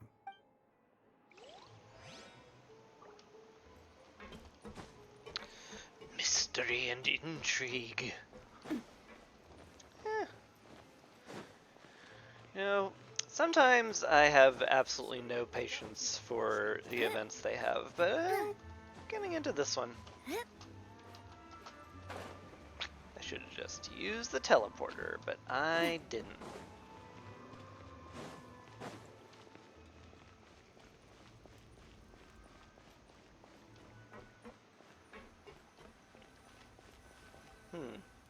Some broken bottles. Someone doing target practice, perhaps. What's all this? Some broken planks and barrels, as well as some liquor bottles? Yes, but have a closer look, Paimon.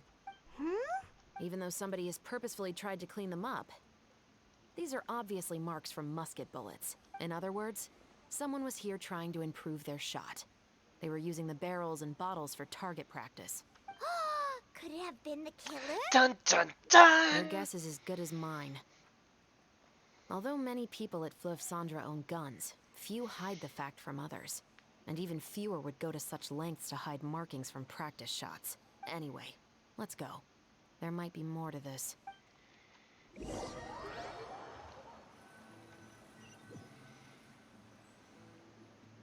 Seems like that's all we'll be able to uncover for today. Paimon feels like we managed to learn a lot more here than up on the surface. Yes. Assuming that everything we found is indeed connected to our suspect, then their timeline was probably something like this. Big assumption, but okay. A month ago, our suspect found a gun and took it home to disassemble it. Once he'd figured out its mechanics, he brought it back. In the following weeks, he used some parts to create his own makeshift musket, and took it to the Fleuve Cendre for target practice. Then, a few days ago, he found his target and carried out the murder. Once the deed was done, he left a rainbow rose on the body, just like the scene in the novel.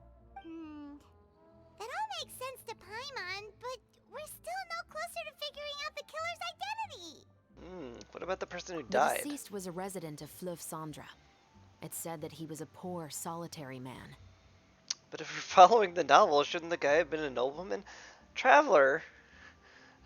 Real life is not a light novel. Yeah, That's also something I'm trying to figure out. Granted, this isn't real life either, but, like, my point stands. If we are indeed following the novel, and there's a story behind the murder, then this murder should be an act of vengeance. But according to our investigation, the deceased didn't have any enemies. He was no saint, but no one's heard of a rival who hated him enough to shoot him dead. Much less care to leave a rose on his body. What message is the killer trying to convey? And to whom exactly? Could they be the novelist? We've thoroughly investigated that possibility. Really? He claims to have spent the whole day at the Opera House on the day of the murder, and the staff there have confirmed his account. Okay, so he has an alibi. Not only that, he lacks a credible motive as well. He has a family of his own, and both of his parents are still alive. I've looked into his records. He was adopted at the age of 6, and all the proper procedures were followed. There are also records of him at an orphanage before then. In the story, the mother of the 2 musketeers was murdered after the children turned 10. Of course, he could have changed the children's ages, but I don't want to assume anything without evidence. More importantly, I've also had a chat with him in person. He didn't seem like the kind of person who would pull the trigger to kill a man. Oh, well, now that you've met him in person, you've seen into his soul. What should we do now? We have all this new information, but it doesn't help us move forward. Investigations take time. I didn't expect us to catch the culprit in just a single day. How about this? Let's spend the next few days filming with the crew. We can continue the investigation once we're done with the film. I'm sure that given time, new leads will present themselves. So our plan is to wait around until something drops in our laps. Wait, Excellent. but weren't you saying Intel is like small, remote islands in the middle of the sea just a moment ago? Wouldn't you just miss them if you were to stop looking? Ah, but the book had more than one reference to the islands, Paimon. Oh? What else did it say then? As long as you spend enough time sailing through the fog, you'll eventually come across an island. Therefore, it's the perfect plan.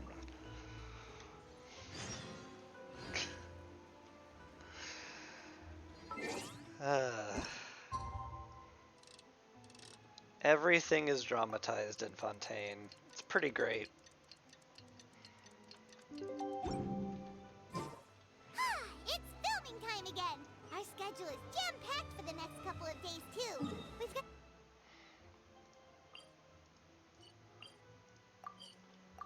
Oh no, I cut Paimon off. What have I done?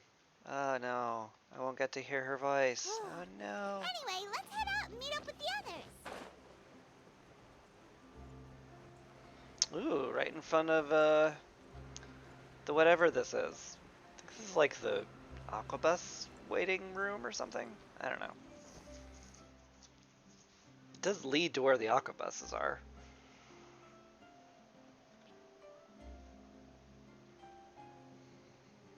It's fine. I'm sure nobody will need to like use them while we film.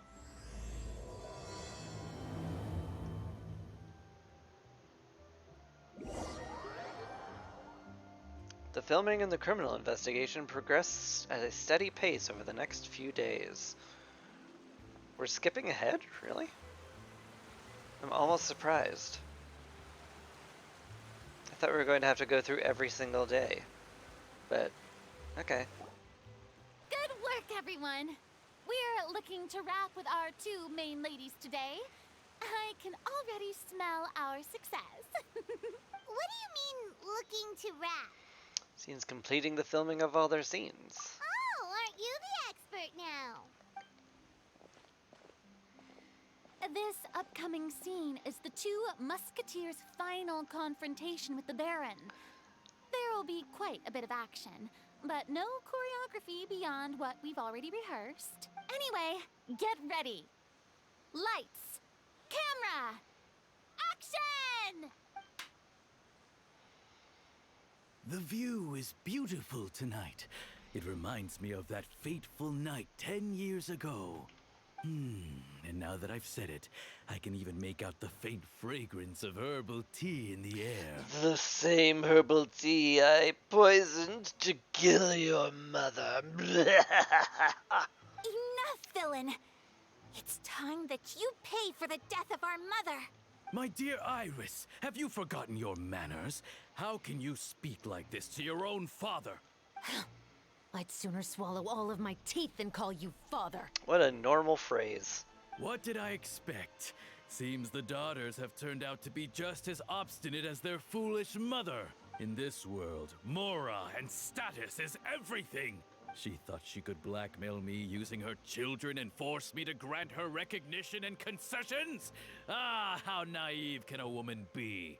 Mother never asked a single thing of you. All she wished was for us to live a peaceful life, just like the others. It was you who personally brewed the poison of prejudice and sent Mother to her death. Also, possibly the actual poison Compared that actually to that killed deadly her. poison, the 2 bullets that will soon pierce through your heart will be like sweet mercy. And that's exactly why I said you're just as naive as her. Did you really think 2 muskets would be enough to defeat me? What? What's the plan? Do you have a bulletproof vest? They could still just shoot you in the head. Like... So let's see. What is stronger? Mora and power, or the 2 muskets in your hands? What's this? What's your plan, though? They'll just shoot you. Do you know how muskets work? Get them! Oh, hi. Tulip! There are too many of them! It'll be okay. We'll cover each other, Iris. And Mother will be watching over us too. Oh, you're a spear user. Ah. My apologies. Embrace the ice. Yep.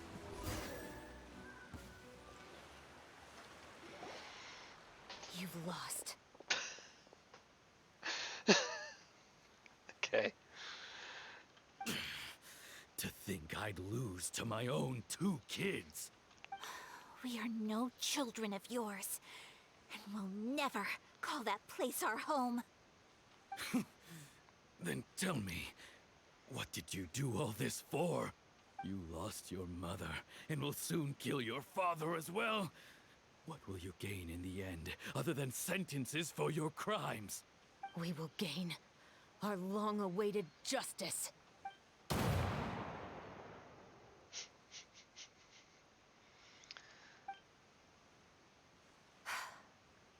It's over. Finally, it's over. Time to fill the empty hole in our souls with, I don't know, probably alcohol. So, where will you go now, Tulip? I'm not too sure, Iris. Maybe somewhere with lots of flowers? After all, Mother always did love going where the blossoms were. What about you? I want to go visit Mother's grave. Yeah, that's not a bad idea. Huh? Tulip, look! What is it? It's Mother's favorite. The rainbow rose. Look, it's blooming again. Excellent! That was beyond mesmerizing.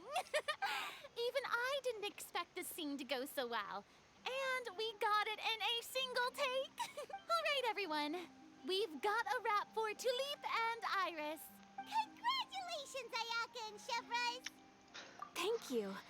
I didn't expect our parts to wrap so quickly. I wish I could savor the experience for just a bit longer. Paimon totally understands. Paimon's not ready to say goodbye to the clapperboard either. Filming has really been a lot of fun. You were great too, Chevrolet. The way you said, long-awaited justice. It gave Paimon chills. That is indeed my favorite line in the whole book. I still remember trying to act it out in my room the first few times I read it. It's adorable. Paimon would have never guessed you're that type. Who doesn't like stories where the guilty are punished and justice prevails over evil? Don't forget, I'm the captain of the Special Security and Surveillance Patrol. Captain, I have something urgent to report. Please excuse me, everyone. I'll be back in just a moment. It's okay, don't worry about us.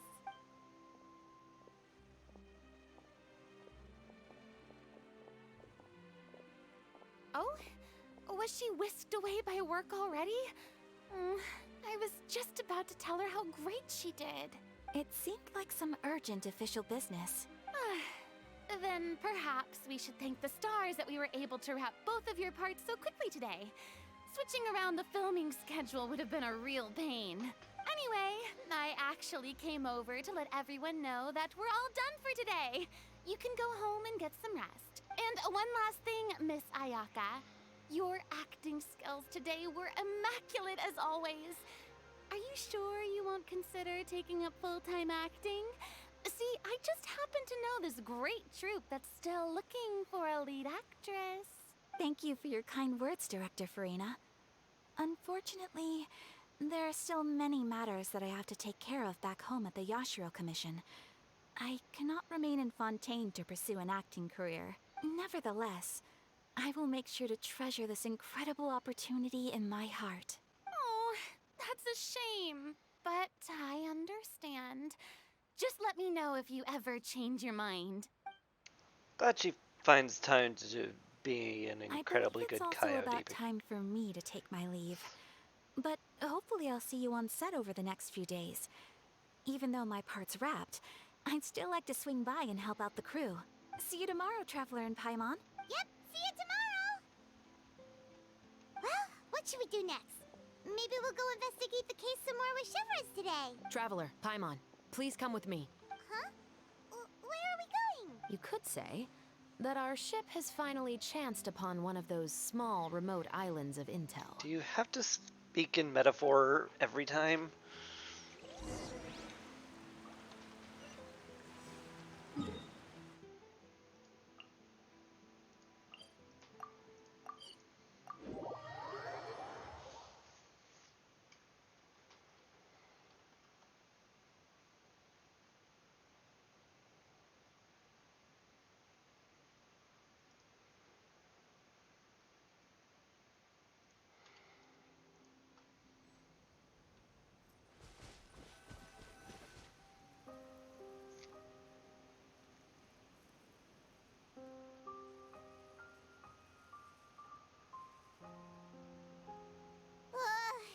Paimon's exhausted.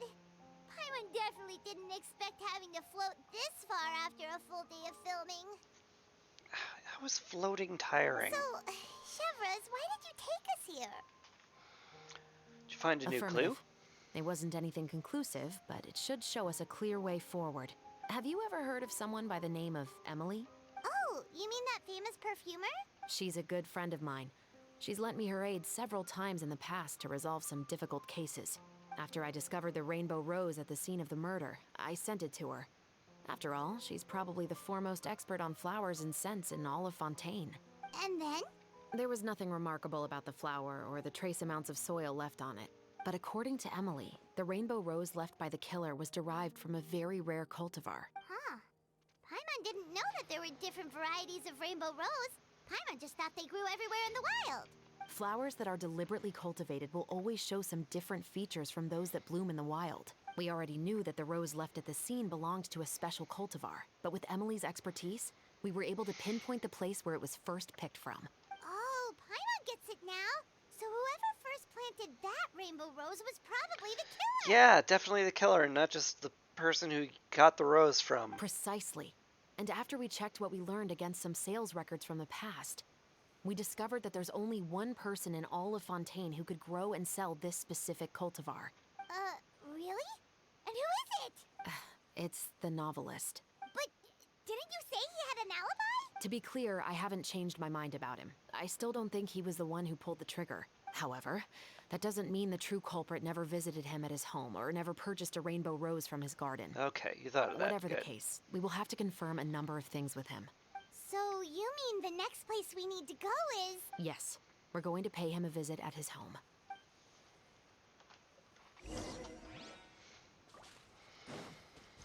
Well, I'm sure that'll go fine.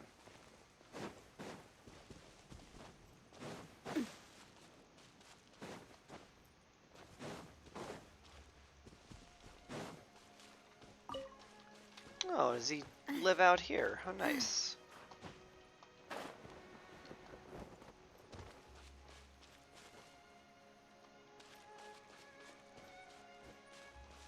Does he live up there? What?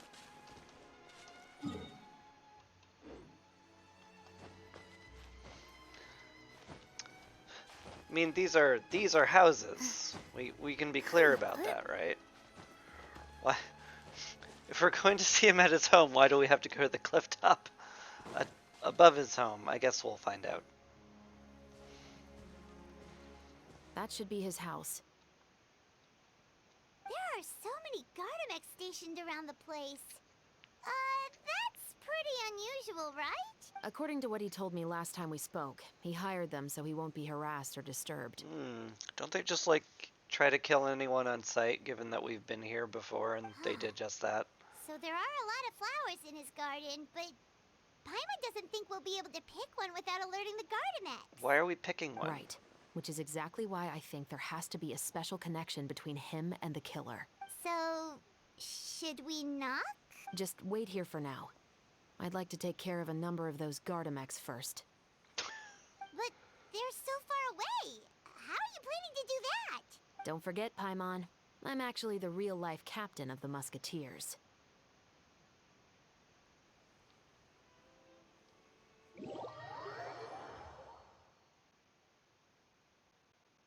But does she actually get to snipe now? That'd be kind of neat. I see.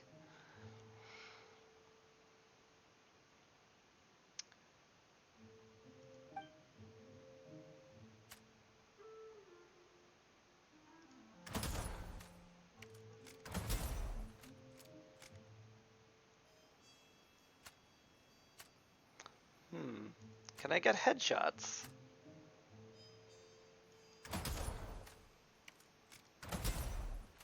I guess not.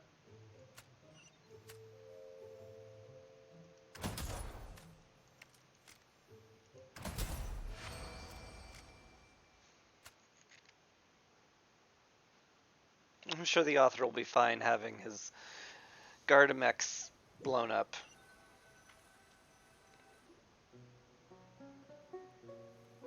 All clear. Let's go. Wait!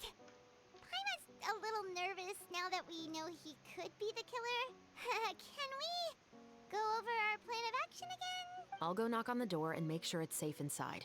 Once we're sure that we're in the clear, I'll ask him to come with us for a quick round of questioning at the guard's headquarters. But can't we just arrest him? We still have no evidence that he's the killer, or that he lent the killer any direct aid. Still, it would be appreciated if you could pick a rainbow rose from his garden for me while I'm talking to him. It'll help the Marechaussee Phantom confirm Emily's theory. Yes, we can't, accuse him of anything, but if you could steal a bit of his property, that'd be very helpful. Problem. Just be careful, Chevreuse.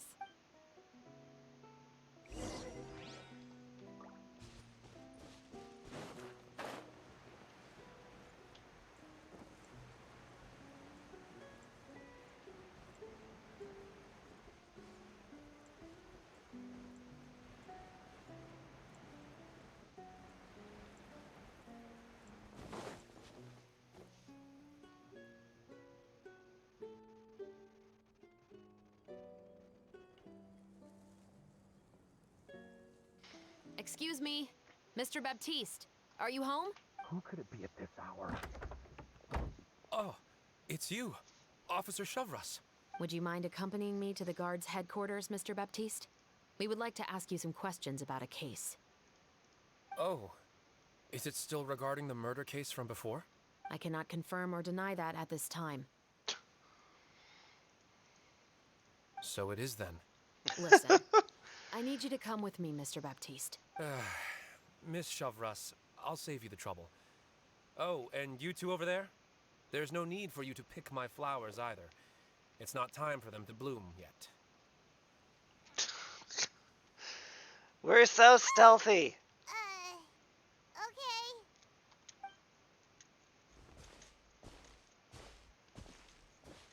By saving me the trouble, you mean... I will confess. I was the killer. Oh. Okay. Huh? He just admitted he's guilty. Please relax, everyone. I'm not armed. The musket you're looking for has been buried in my backyard. Then it's my responsibility to inform you, Mr. Baptiste, that everything you say right now will be used as evidence for the inevitable trial. Yes, I am perfectly aware of that. I must say, I hate this feeling. Oh? Is it because I confessed? Or because you've been proven wrong? Both, I suppose. So, why did you kill the man? For the same reason as the one I wrote out in my novel, of course. I did it to exact revenge. I know you haven't figured out the link between the two of us. Had you done so, I'd have been taken away to the headquarters a long time ago. But that won't stop me from always remembering his grotesque face. After all, he was the one who killed my mother. Your mother is still healthy and well. You know, I was adopted as a child. I was referring to my birth mother. That was never recorded in the orphanage's records. Please forgive a 6-year-old child for concocting some lies to protect himself after watching his mother die right in front of him. So, your novel, it was like a record of your life? No, of course not. It was a work of fiction with many embellished parts. But I am indeed the illegitimate son of a wealthy and influential man who abused his power to murder my mother. That part was 100% real. But the man you killed didn't have a Mora to his name. He was a hired assassin. An irredeemable beast who sank his fangs into a defenseless woman just for a few bags of Mora. But if that's really the truth, you wouldn't be telling us any of this now. You still haven't managed to take revenge against your father, the true mastermind behind it all. I never thought I'd hear that kind of thing from the captain of the Special Security and Surveillance Patrol. I'm simply skeptical about your motives. It's simple, really. I've grown tired of everything and don't want to shoulder this burden anymore. You may have considered me too soft to pull the trigger. Well, as it turns out, you are exactly right. I've become overwhelmed by the aftermath of the murder. So you're going to call a stop to your revenge, just like that? The true mastermind is too rich and too powerful for me. I've accepted that I will never be able to avenge my mother alone. And so what? The characters in your book never gave up. Now, Officer Shavras, I'm the one who has killed a man, aren't I? Are you trying to convince me to commit another crime? What's your father's name? How do you plan to prove the veracity of all of your claims? Well, I'd like to speak with you privately. Sure. Why don't we speak privately at the guard's headquarters? No, it has to be here. I must ensure that we won't be overheard. Fine. Let's talk here. When I said won't be overheard, I meant by anyone. I would like to speak with you and you alone.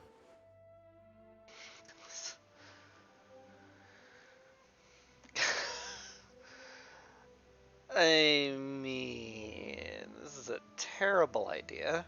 Thanks. But okay. I appreciate it. Please stay safe, Chevres. All right. Let's hear it. Will you really believe what I'm about to say? Well, that depends on what you're going to tell me. Fair enough. Fair enough.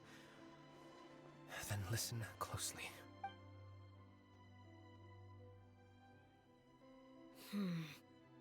So that's how it's all connected.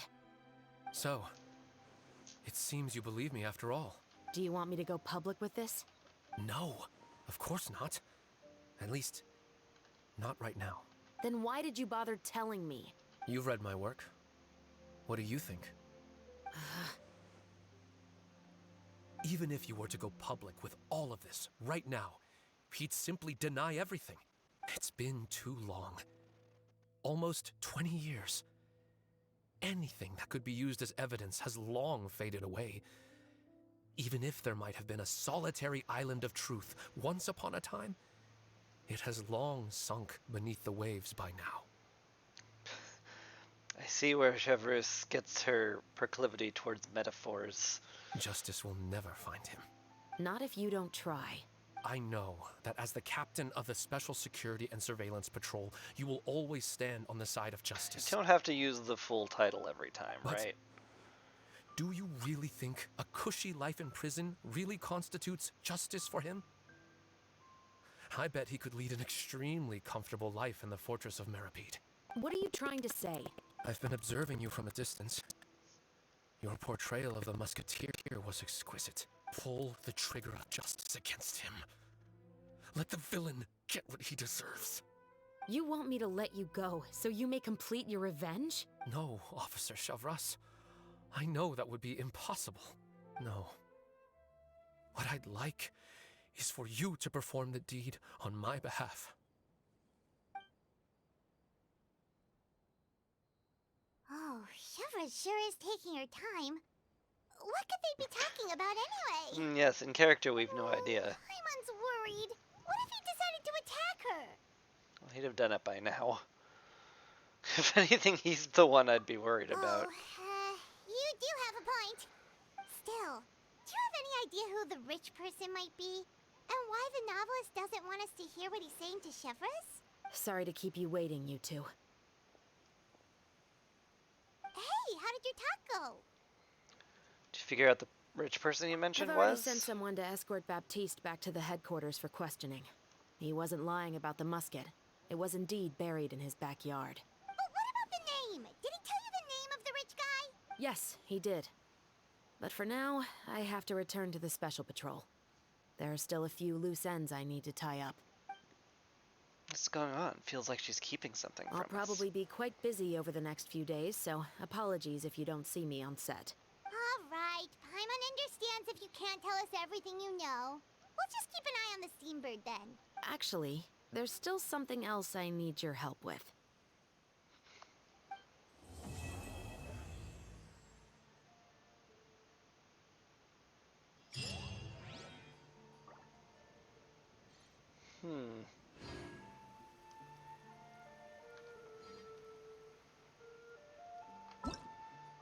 Oh, is that it?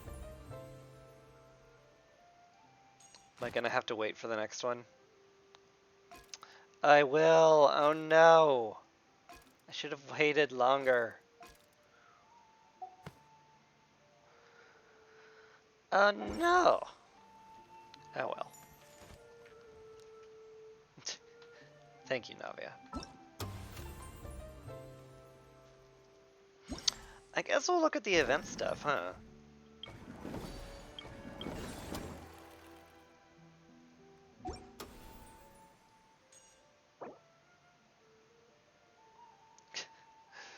The Ultimate Overlord's Mega Magic Sword, eh? That looks fun. Wonder who I could use it on, if anyone. And a ton of random stuff from the shop. Wait, there's no crown? Huh. Maybe the crown's like the reward for finishing the story. Could very well be. I'm curious to see where it goes now, though, certainly. Gosh. Alright. Anyway, let's do some of the events. Or at least unlock them. So we'll just go here.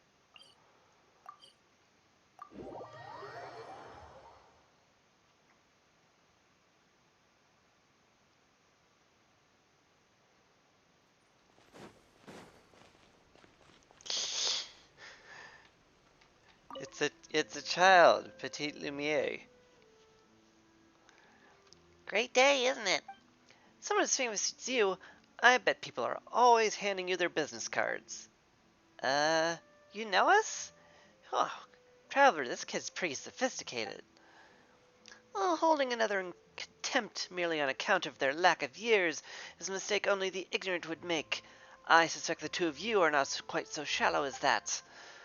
I didn't intend to flatter myself, but my elder brother and I are famous local film directors. Everyone calls me Mr. Petite Lumiere. You plan on giving us your business card as well? Correct! I'm quite keen on learning about your adventuring experiences. In my industry, extraordinary stories are always in demand. As you appear to not be well acquainted with me, allow me to introduce myself. My elder brother and I have been working together to produce films for quite some time.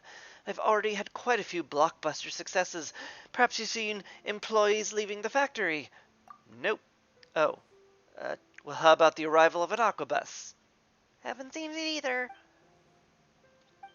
I see. Well, that's nothing too remarkable. The road to fame and stardom upon which we true brothers tread is yet long, and will certainly make even more popular films in the future. Film production, constructing and planning narratives, the performance of actors, the cooperation between cameraman and director, and the post-production and processing. All of it is truly a fascinating process. And among all these, I believe that the process of filming itself is the most technically demanding. What you choose to focus on while filming decides the information that will be conveyed to the audience, the atmosphere they will feel. Of course, narration is very important, but you can't expect a story to rely on narration alone. 4 shots. I've always believed that you only need 4 shots to construct the smallest divisible unit of a story. Within just these 4 shots, a genius can work miracles. Would the two of you like to try? Seize this opportunity to revel in the glamour and charm of filmmaking? So what should we do? It's simple. I'll provide you with a few simple themes that have already been formulated into short scenes. Important thing is to try out different ways of handling both the narration and the camera, and combining them into a few short film scenes. Are you interested? Oh, our interest has been piqued. This sounds suspiciously like the exact thing we did when we started the story quest. Oh, marvelous! Then once you two are ready, you may go to the filming locations I've already prepared, and I'll give you feedback on your finished products. Sure. The Path of the Sun. Underwater. Boy, I hope the camera's waterproof. That'd be awkward.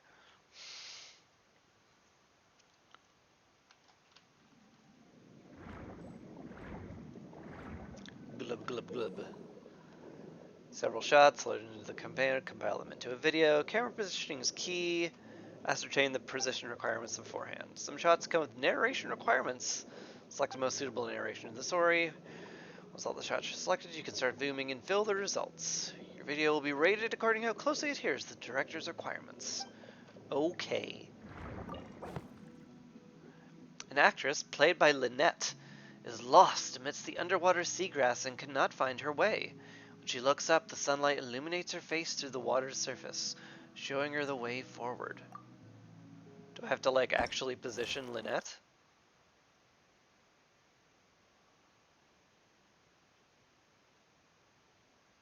Okay, so we need a maze of seagrass.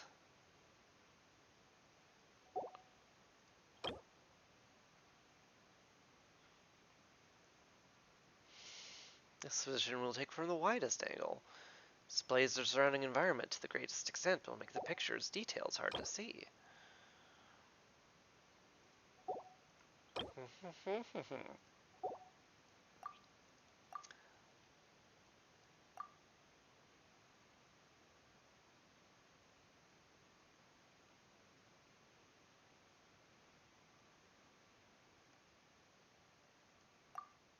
Okay, so she's lost in the seagrass. Where should I swim? It all seems the same underwater. Should I show Lynette swimming and being lost?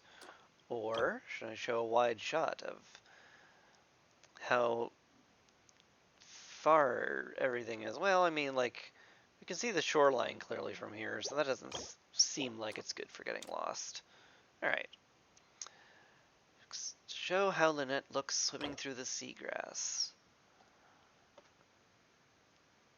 That's pretty good. That's also not bad.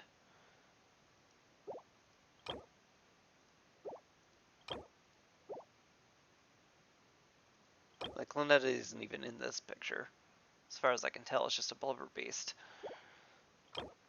This isn't so terrible, but I mean, clearly this is it. Portrays how lost you are. Pretty easy. Alright, now we need a bewildered expression. This is when she looks up.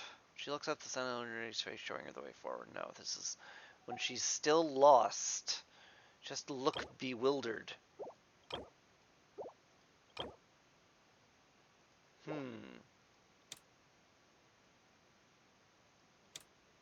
I guess this is good for a close-up. And the narration. Forget it, let's just go home. After enjoying the performance, it should be time to prepare for the performance this evening. No, I think we'll follow the sun's rays. Yeah, there's too much dead space in that one. Alright. This seems okay to me.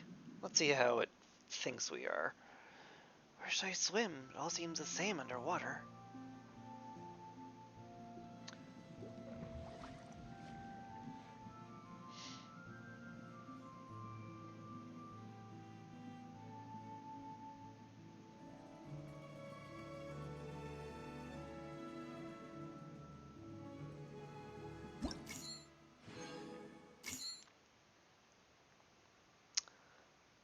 Divine handiwork. Alright, I'll just assume that was a perfect score, because how could it possibly be anything else?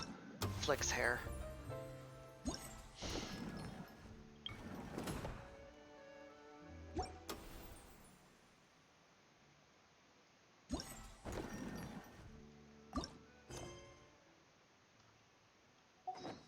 Oh wait, this is probably the last one. Never mind. The UI is not always super clear. Lukewarm reception beyond expectations or divine handiwork. Yeah, okay. We gotcha. Film for fun and theater tickets. Excellent. I assume the film for fun is to get the sword and the theater tickets or to buy stuff in the events shop. Or apparently the other way around. Yeah. Okay, well, cool. Let's go to the other one. Which I think was over here? Or not? No, there it is. It's on the path to the Opera Epiclet.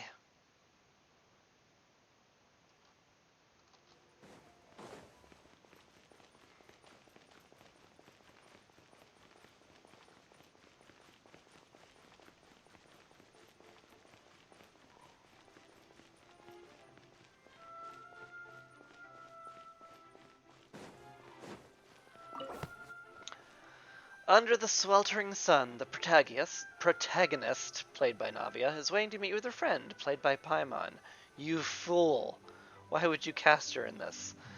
The latter cannot endure the merciless sun and appears listless and downcast before the protagonist's eyes. The protagonist takes out the umbrella and sunglasses she's prepared, indicating her friend to take shelter from the sun together. That's dramatic. Oppressively sunny weather. Okay. Alright, and Navia's waiting. Well, obviously, we show her mostly in the scene. We don't want to have her off-center of the camera. That's crazy talk. Two actresses meeting. It's the only one that shows them both. So that's obvious. We need to show her expression. Close up here. Like, we need to see her face, so it's way too sunny here. Alright. Obviously, we have to, I mean, like, even if this is wrong, if we don't show her sunglasses and umbrella, we are doing a disservice to, well, everybody.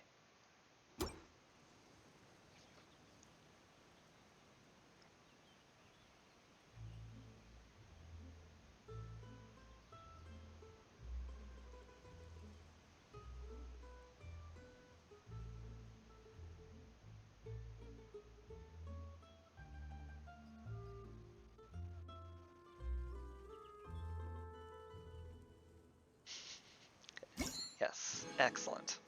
and they agree. Gonna assume that's max score again.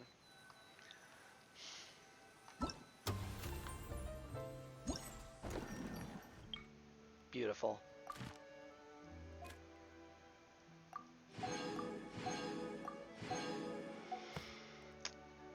Beautiful, in fact, divine. Anyway. Can unlock something else, I suppose. I would start Navia's quest, but it's gotten a little late. I think I'm gonna not. We'll do that another day.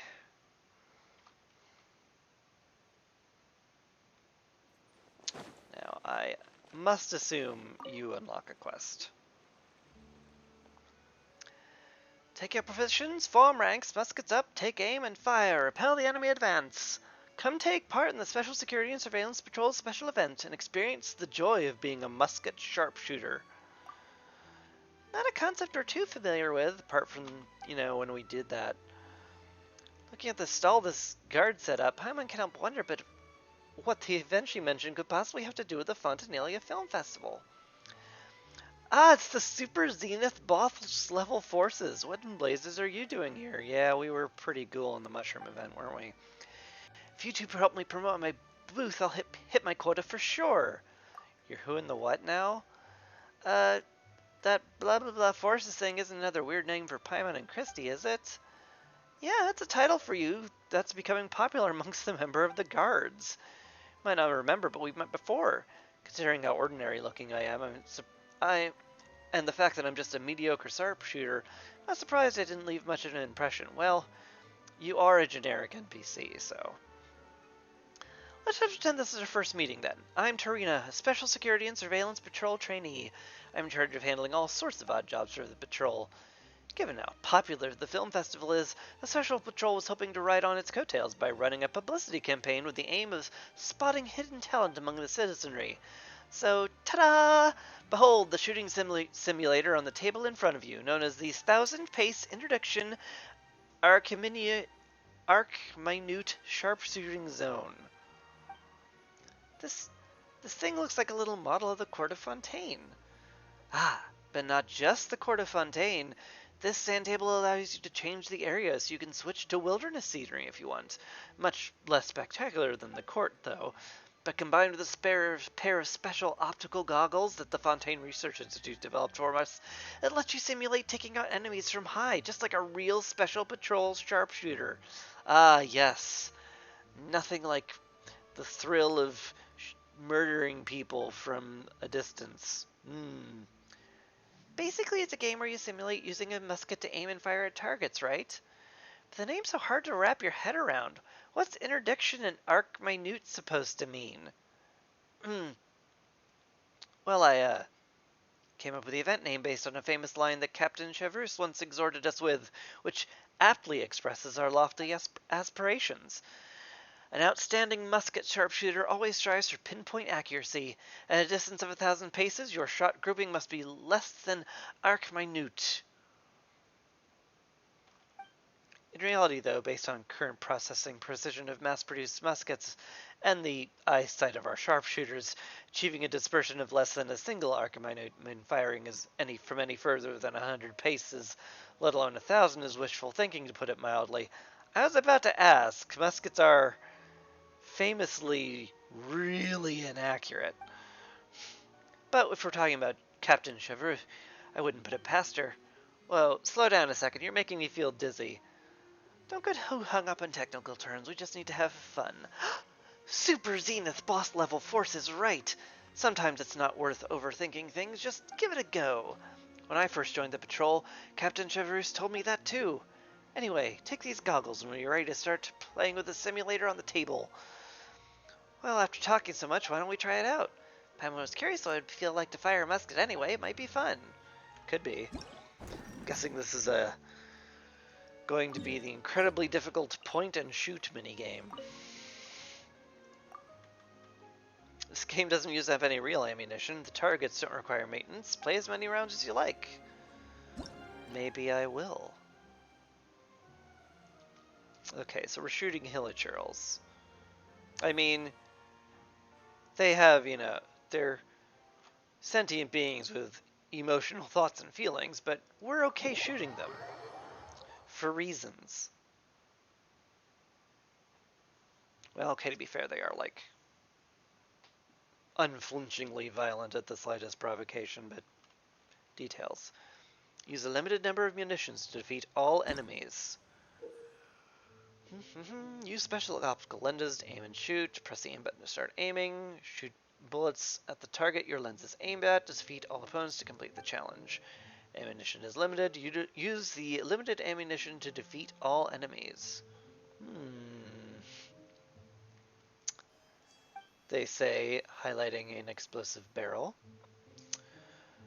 You can adjust the sensitivity in your control setting. That's fine.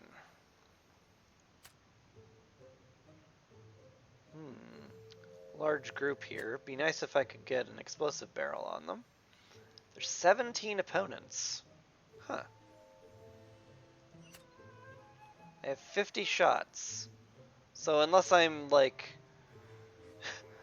unless I'm firing incredibly badly, I should be fine just shooting all of them. Oop. Hi.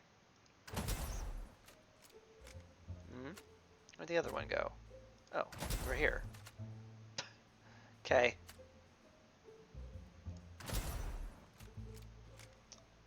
Ah. Oh. Training scenario has changed. Dun, dun, dun.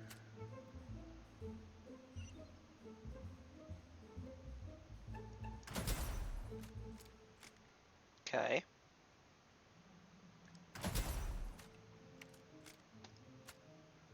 Wonder if the big guy takes more than one hit. Probably, if I had to guess. An explosive barrel. Oh, you can't possibly not allow me to do that, right? Yeah, takes more than one hit. Oh, where are you heading off to? Grr.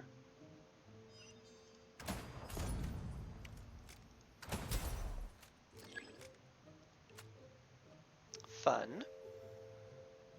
Alright, 7 more, and I've got plenty of bullets. Oh, here is everyone.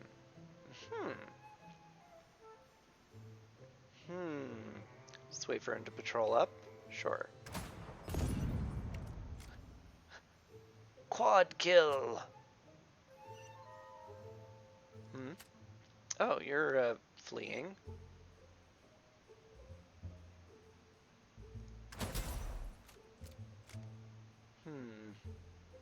Any special way I can kill those two? Don't see any explosive barrels.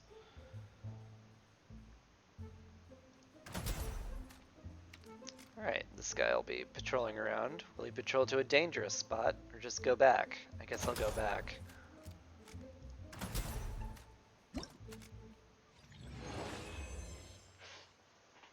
Alright, aced it. Because, it was incredibly easy. As the events tend to be. But I'm okay with that. Let's do the next one.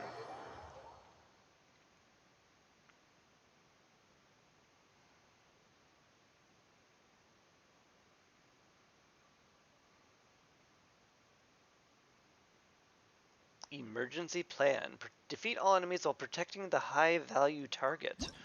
Ooh. High-value target may appear in certain scenarios. Defeat all enemies while protecting the target. Ooh.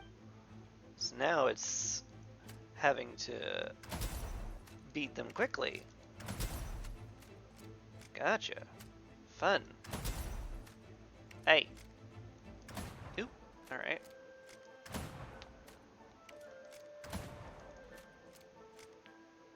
Well, it's just the HP of the target I need to worry about, and not how many bullets I use. So I suppose all I have to care about is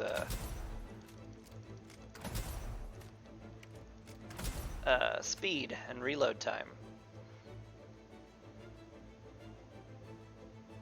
Ooh, hello.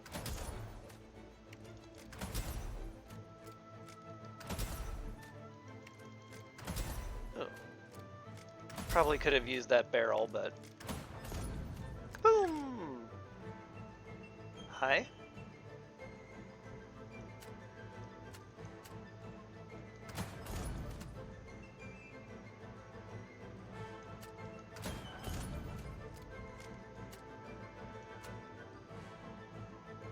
Anyone else?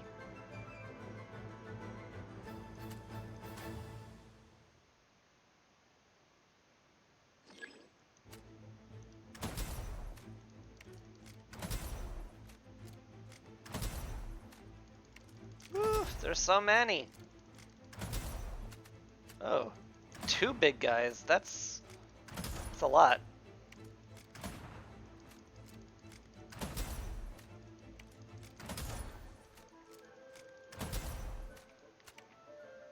Okay, he took a little damage. Still, he's well over half at least. Oh, you're there. I didn't see that little guy. Oop. Kaboom! Kaboom!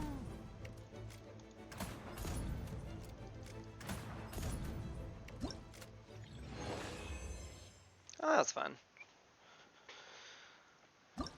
Gonna guess the other one isn't unlocked yet. Yeah. That's too bad.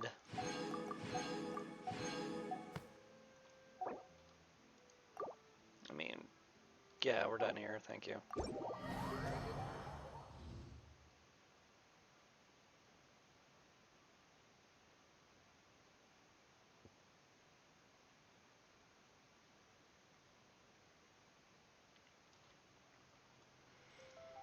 Alright. Good times. Oh hey, we got this already, huh? Super duper invincible shining sparkly magical crystal. Gotta say, this looks a lot like duct tape.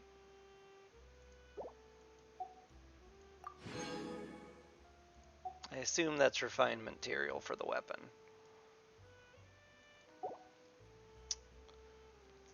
Yeah, that works out. It's fine.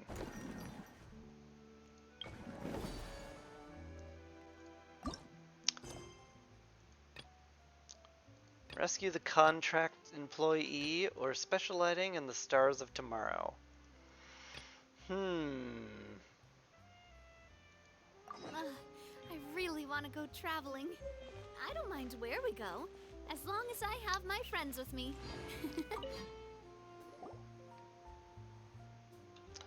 The Fontanalia Film Festival. Great job. You really outdid yourself this time. As things stand, finishing the project before the deadline is nothing but a pipe dream. Sobs wailing. I'm not just in for a scolding. The boss is gonna literally kill me. Why is she crying? Do you think she needs a doctor? Wonder if there's any professional therapists in Fontaine. When did you get here? Thanks for your concern, but now what I need is a doctor that can resurrect my dying career. Prima's pretty sure there isn't something a doctor can fix. It's only a job. You can always get another one. No. Maybe we should help. With how high she made the stakes seem, we can't stand by and do nothing. Talking about it like this won't solve anything, though. Why don't you tell us more about your problem? That might be a little hard considering it's a technical issue. Now, just how can I explain it? Well, first things first, my name's Helen. I'm an engineer working for the Fontanalia Film Festival's equipment supplier. I'm mainly responsible for developing audiovisual equipment. To achieve a certain effect when filming, our client requested us to develop a kind of stabilization platform that can carry film cameras while moving at high speed. These stabilization platforms, definitely not Steadicams, are also needed to be able to carry puppets that look like actors or model animals, playing the parts of groups in the background. That way they'll be able to keep up the cameras fixed on actors while moving at high speeds, or save them from having to splash out the cash to hire hordes of extras. On top of that, they insisted that each platform had to be less than a third of the cost of a camera, and its lifespan had to be at least 30 years. How is anyone that picky? Even for a master craftsman, producing something cheap but durable that works well is nigh on but impossible. But I managed it. After all, the customer is always right. We had even fussier clients before, and I've nearly run myself into the ground trying to satisfy them. Then what's got you in such a huff? Well, the problem is I don't have anyone to test it. I've created the product, but unless I can get it tested, the project can't be considered complete. All the testers who have a basic grasp of mechanics or are physically fit enough have all been employed by the Fontanalia Film Festival for more important work. If the client receives a product that hasn't undergone proper testing and it just turns out there's something wrong with it, I'll have to cop up 10 times the original payment amount in compensation. All I can do is hang around trying to sell our product, so I look for some outside assistance. Even if it means I end up losing money on this contract in the end, so be it. After all, it was my boss that signed the agreement with the client, but I'll be the one on the hook if I have to compensate them 10 times the value of the contract. Well, we've come this far listening. Might as well tell us what the testing involves. Also, Heizem is Zonazaku-kun. Thanks. I do enjoy reading out the voice lines, even though I'm only meh at it. That's right. As long as it's nothing too complex, maybe we can handle some of the simpler stuff. Well, it might not sound difficult, but it's harder than you think. To confirm how the stabilization platforms perform when running at extremely high speeds, I set them to avoid anyone who gets too close mode. It's a good mode. It's a good thing to. It's a good one to have. Tester has to run stabilization platforms within a specified area and chase as many platforms as possible into the target area as quickly as possible. For someone with poor stamina like me, chasing a stabilization platform more than a few steps is enough to make them collapse from exhaustion. So it's just a bit of running around. Now that you described it, Paimon's positive this will be a piece of cake. It's just a few machines, just you wait. We'll be hot on their tails in no time. Might even end up overtaking them if you're lucky. Testing limits and all that sort of thing is a walk in the park. For real? What? Genuinely? You're actually serious? Then I'll pay you, please. The commission, we won't say no to that, but under the circumstances, if we accept too much of your money, our consciousness would never forgive us. Just pay however much you'd pay your usual testers. Miracle workers, that's what you are. Not just doctors, but miracle workers, here to resurrect my dying career. God, everyone's so dramatic in Fontaine. Testing site is an empty domain near the city. I'll leave it to you two then. You have my undying gratitude. After this many years in the business, finally a bit of luck. The boss won't be killing me tomorrow after all. After you finish the job, maybe you should consider switching bosses. In this economy, Paimon? I don't know about that.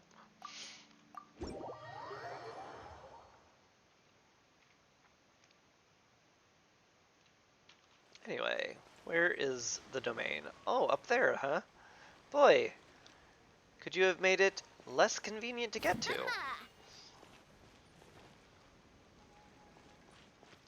I bet you can teleport right to it. You can, okay. I was just being silly. Stabilization mecha balls automatically avoid testers and move in the opposite direction of the approaching tester. It's influenced by all test. It's co-op? Oh, dip. Use this characteristic to send as many stabilization mecha balls as possible into your zone within the time limit. The Glitz ball will also spawn stock balls worth 1 point each. The Glitz balls are worth 7. Jump boosters are found in the testing ground. Pick them up to perform an extreme jump that goes higher and farther. Perfect for rapidly moving to the other side of the a stabilization mech ball. Use it well.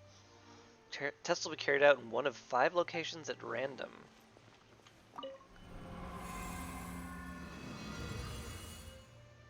Gosh. Gameplay details, match. Wait, I have to match? What? That's crazy. Is it a 4v4? Or, I mean, yeah. Or is it a...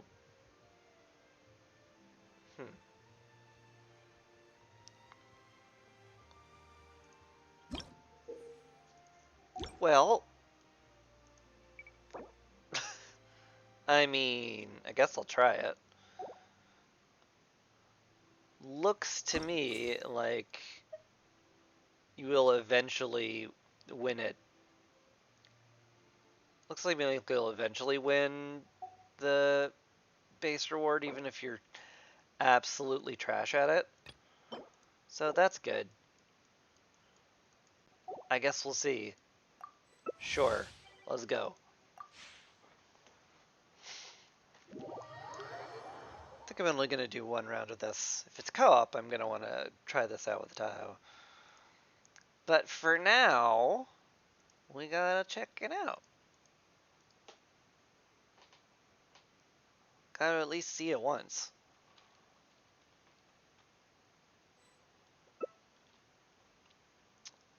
My target area is the blue zone. Okay. Herd mecha balls to the target area. Alright.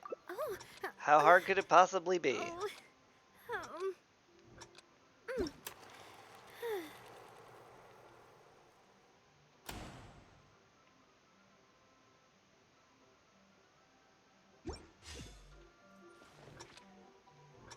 Okay, I assume this is my zone. Where do the balls spawn? Ah, there. Okay. Cool. Okay, got you. Yep. Understood. Understood. Oh. Flee! Flee! May have accidentally knocked one into someone else's zone. A glitz ball? Oh no you don't. Oh no you don't. No you don't. No you don't. No you don't. No you don't. No you don't. Oop. No. Oh no. Someone got the glitz ball. They win. They absolutely win. Oh my god. How was I so bad my first time here? Ah. Ooh, a glitz ball. No, this one's mine. This one's mine. This one also is mine. This one is also mine. Nope. No one else gets it. It's totes mine.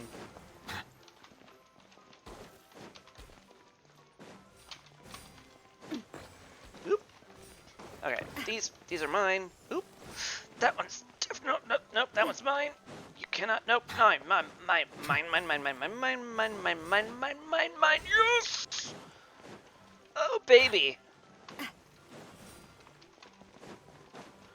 Oh my god, am I in first? I might, in fact, be in first. Oh my god, all of them, yes! Get two of them! Yes! Yes! I'm wrecking! I'm absolutely destroying!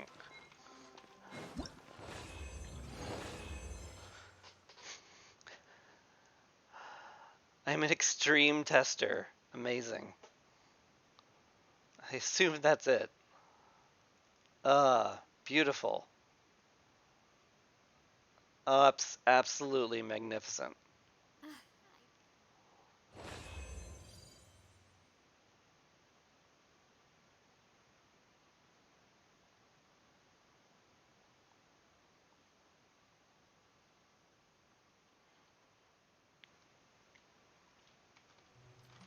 I got very lucky during that, I think. But I'll take it. I'll take that day.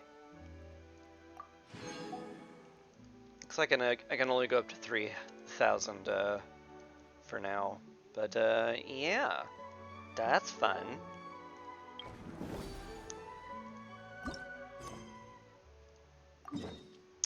Guess I'll unlock the last one.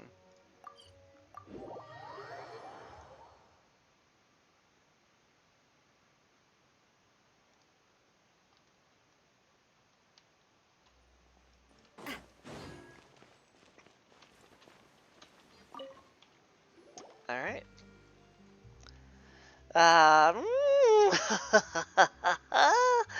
My two radiant guests, you're finally here. You must be the legendary adventurers of Teyvat and rising superstars, the Traveler and Paimon. Sure are. Well, we're certainly known among the Adventurers Guild, but superstars of Teyvat? Maybe just slightly over the top? There's still many people out there who haven't heard of us. Paimon feels like everyone's we've met who come straight out with such flattery ends us asking us to do something for them. It sure is the case. Out with it then, what do you want? Oh, no, no, no, no. I don't want anything from you. I simply wanted to put forward a win-win proposal. Join forces with me, Fontaine's most talented experimental film director, Melise, to become the next big star of the screen. Once you've made it, money, connections, it's all yours. Wherever you go into that, no one will dare to stand in your way, and you'll find yourself walking down an endless red carpet rolled out just for you. But I like it when people stand in my way. Sure. But we don't have much experience acting on camera. If we're true we could get famous just by collaborating with you, then why aren't you already a super famous director, huh? Where's all the other stars you've worked with? Ugh, he saw right through me. If only someone would set up a special training school for actors. I need someone who not only knows how to fight, but also how to control their expressions and inject emotions into their lines. In short, I need someone who can do it all. But such genius simply doesn't exist. So far, I've only finished planning the regular acting parts of my avant-garde production. I haven't even started on the action scenes, let alone finished my first film. I'm worried I'll have to resort to employing stunt doubles. That's why you're perfect candidates. So you want us to shoot the fighting scenes? Well, you've hit the nail on the head. It's the perfect solution to having actors who can't fight. We're pretty good at fighting, but people won't be able to tell we're not the same people. Won't people be able to tell we're not the same people looking by just looking at our faces? Well, in theory, yes, but the action scenes are absolutely central to my experimental production. If you do enough good enough job, I'll make the regular acting scenes into silhouette shots. There weren't even that many lines to begin with. I'll make the other actors cake themselves with makeup and adjust their silhouettes to fit your profiles. Bit of lighting magic, no one will even know the difference. In a way, the regular actors would actually be your doubles. Anyway, they aren't as well known as you two. I'll even pay you royalties. So if we help you, we'll be handed the starring roles on a plate, just like that. You'll also receive a large payment, and it'll do wonders for your reputation. Really does sound like a payoff. What do you say, traveler? Why pass up such a juicy opportunity? Oh, thank you so much for lending a hand. What a dream come true. Without further ado, let's head over to my experimental studio right away. There'll be 4 fighting scenes in the film, each with completely different ambiance. Each scene will also have its very own special lighting. When the special lighting comes on, the action will intensify in line with the corresponding place in the script. With your expertise, I'm sure you'll get the hang of it in no time. Once all the remaining scenes are filmed, we'll finally be able to wrap this thing up. I am sensing a wee bit of a battle arena with a special activatable skill that gives you special boost powers. In trick shots, tricky lights defeat opponents that endlessly appear in the time limit. Once the challenge is over, medals will be distributed based on your score. Defeating enemies during the challenge will accumulate progress towards special lighting. Use it at the right time to receive a temporary yet powerful combat buff. Use these effects well to complete the challenge efficiently. Okay. Stormy encounter on a stormier night.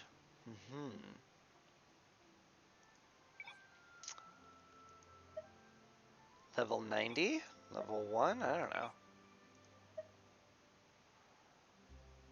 It's very hard to tell if it's easier to do these when they're lower level or higher level, because you can kill so many more of them when they're at lower level.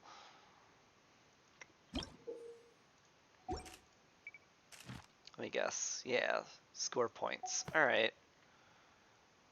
Well, let's just set to 90. Do I get to choose my lineup? I'd rather not drag Ningguang into this. In fact, I should probably get some people who I know are slightly better at killing. I'm still leveling up Navia. She's only 80. As wonderful as she is. What's your battle plan? Eula's got some good attacks. And for the rest...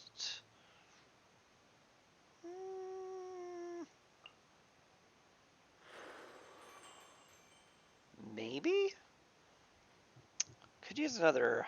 I could use Kokomi as a Hydro Healer and just keep Farina attacking as DPS, which she does pretty amazingly well. Ooh, I could also go with Yao Yao. Could get some hyper blooms going in there somewhere. I'll take good care of everyone. Sure. Let's see how that goes. How hard could it possibly be? Okay, well, they're not even going to let me. For 12 seconds after using Unleash a Hydro Shockwave centered around your active character every 4 seconds. All cryo damage dealt by party members will be increased by 60%. Okay, good to know. We're just doing cryo damage stuff, huh? Raiden's good. Might, between the ice and electricity, should make physical DPS do more. And Ayaka will be good for when I definitely need cryo. It's fine. It's all good. Farina can heal. Yeah, maybe Farina just heals and I depend on the clapper to give me some hydro. That's fine. We'll see how it goes.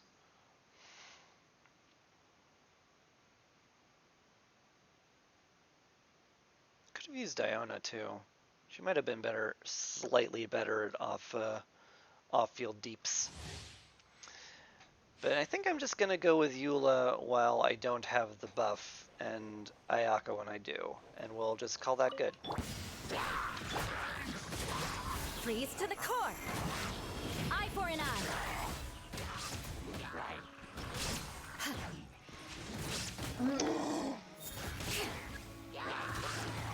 Special lighting ready.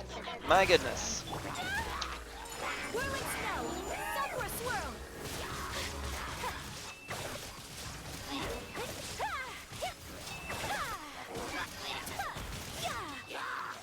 Take flight. Alright, special lighting is off, so let's go ahead and do this. Vengeance will be mine.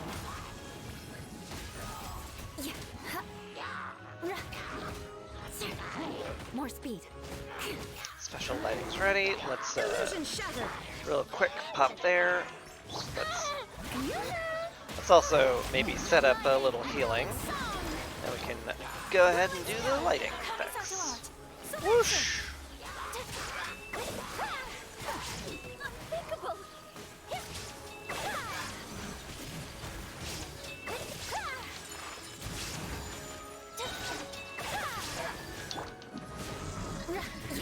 Nope.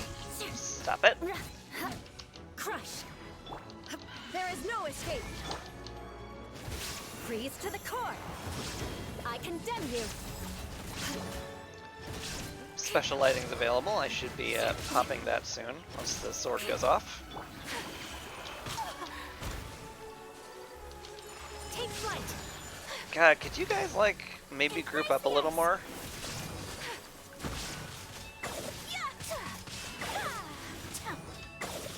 Shine down.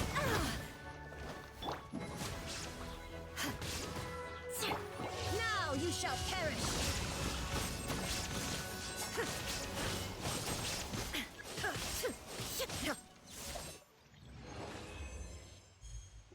Silver. Silver.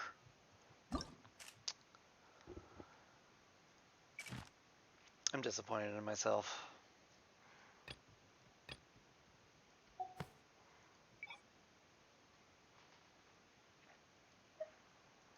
Might have jumped around a little too much trying to get everyone together, though I could, if I switch things up a little. Let's try again. I think this time I'll just use Ayaka as my main deeps. Grab Raiden for the hyperconduct, Venti to drag everything in one place, and maybe Kokomi for heals? It's not the worst idea. Farina's also pretty good for that, and she does a lot more damage. Yeah, it's pretty good. Let's try it.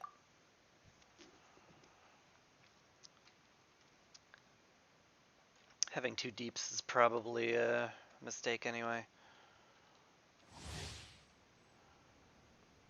Alright. So basically, just gotta remember to hit T as soon as it's up, and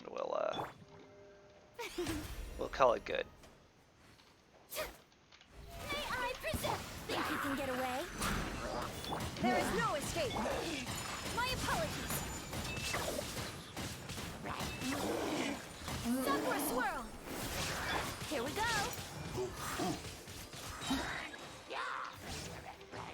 Time for takeoff.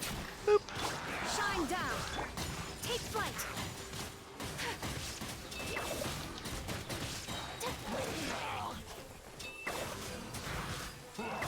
So rude. Kamisato art. Selection. Time to shine. Might as well pop that. Think you can get away? And I would love it if they all grouped up again. Inazuma shines eternal. That would be lovely.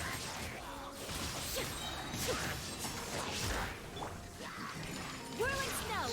Yes. Sakura swirl. Let the world collide. Time for takeoff.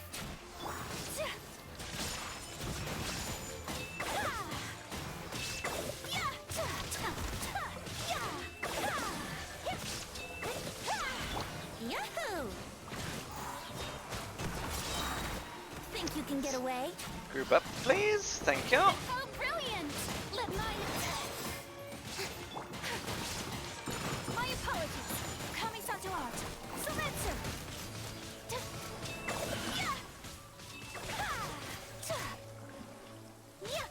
There is no escape. Now you shall perish.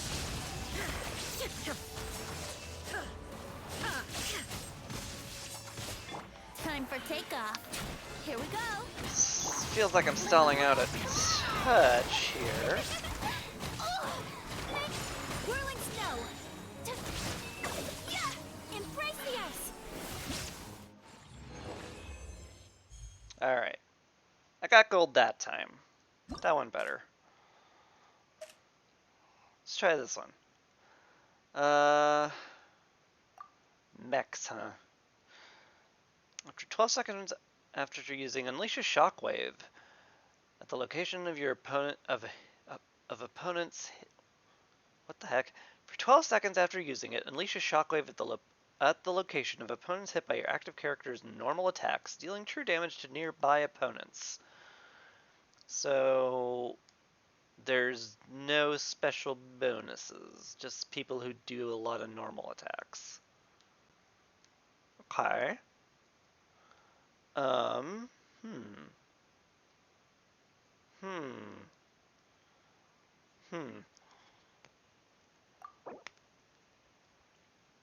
Looks like most of these are big guys I can't just drag in with Venti.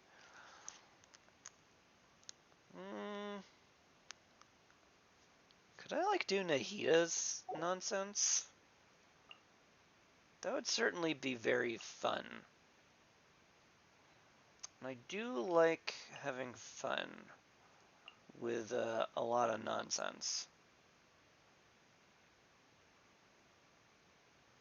Hopefully they're not particularly mobile. If they're not, this should destroy. If they are, this should be kind of hard.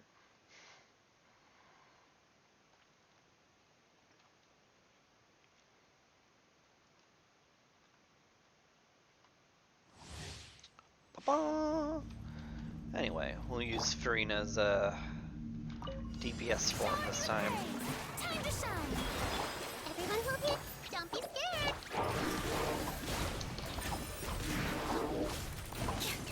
Yep, just to make all those explode. With the waves.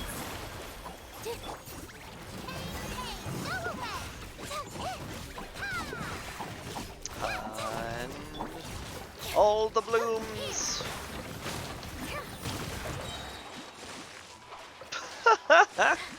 Oh, I didn't expect that. All right.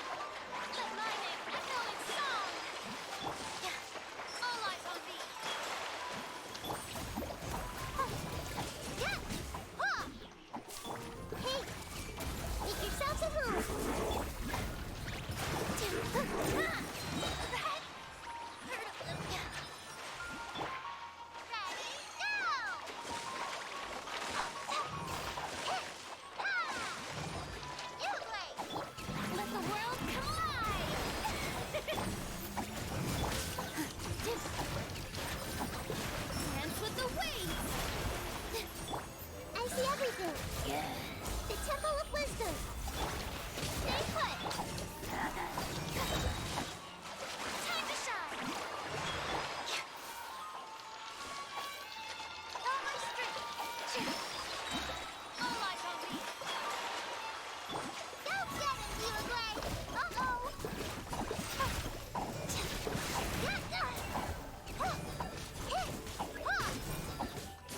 Everyone hold hands! Let the world collide. I see everything. Positions. Hey! Dance with the waves. Well, that felt chaotic, but it worked. Ugh. Good times.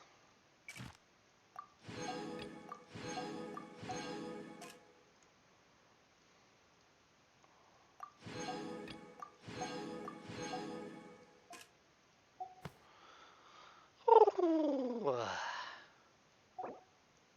Yes, we are done with the event today. Ugh. Maybe I'll get back to this tomorrow. I do want to do Navia's quest.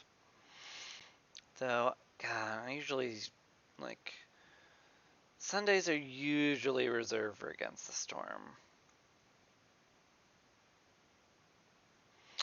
I don't know. I'll have to search my feelings. But that is most everything I can unlock now, so that's fun. I will get back to this later. Plenty of time to do more of this stuff, and you know, hopefully allow more Twitch viewers to get some more Twitch drops from the stream. Fun times. So I'm gonna call the stream here. I will see if there's somebody on my list who would appreciate a raid. I don't see anybody who would appreciate a raid. Ba ba ba ba ba.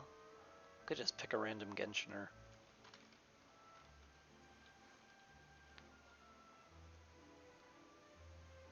Someone with barely anybody there. Could work.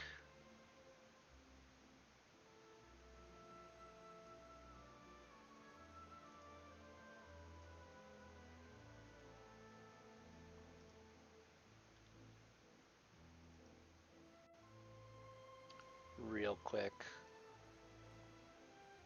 Low to high. I'll probably be on this list in the low end.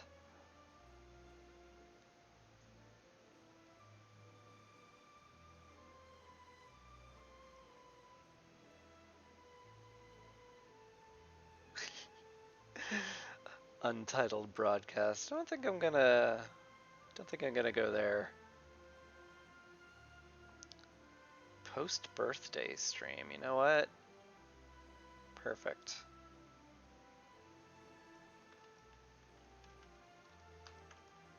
Alright. I'm gonna call it here then. Thank you very much for watching. And yeah, I'll be streaming tomorrow at 8. Hopefully I'll be on time tomorrow, but if I'm not, it happens. Anyway, thanks again, and you take care. Peace!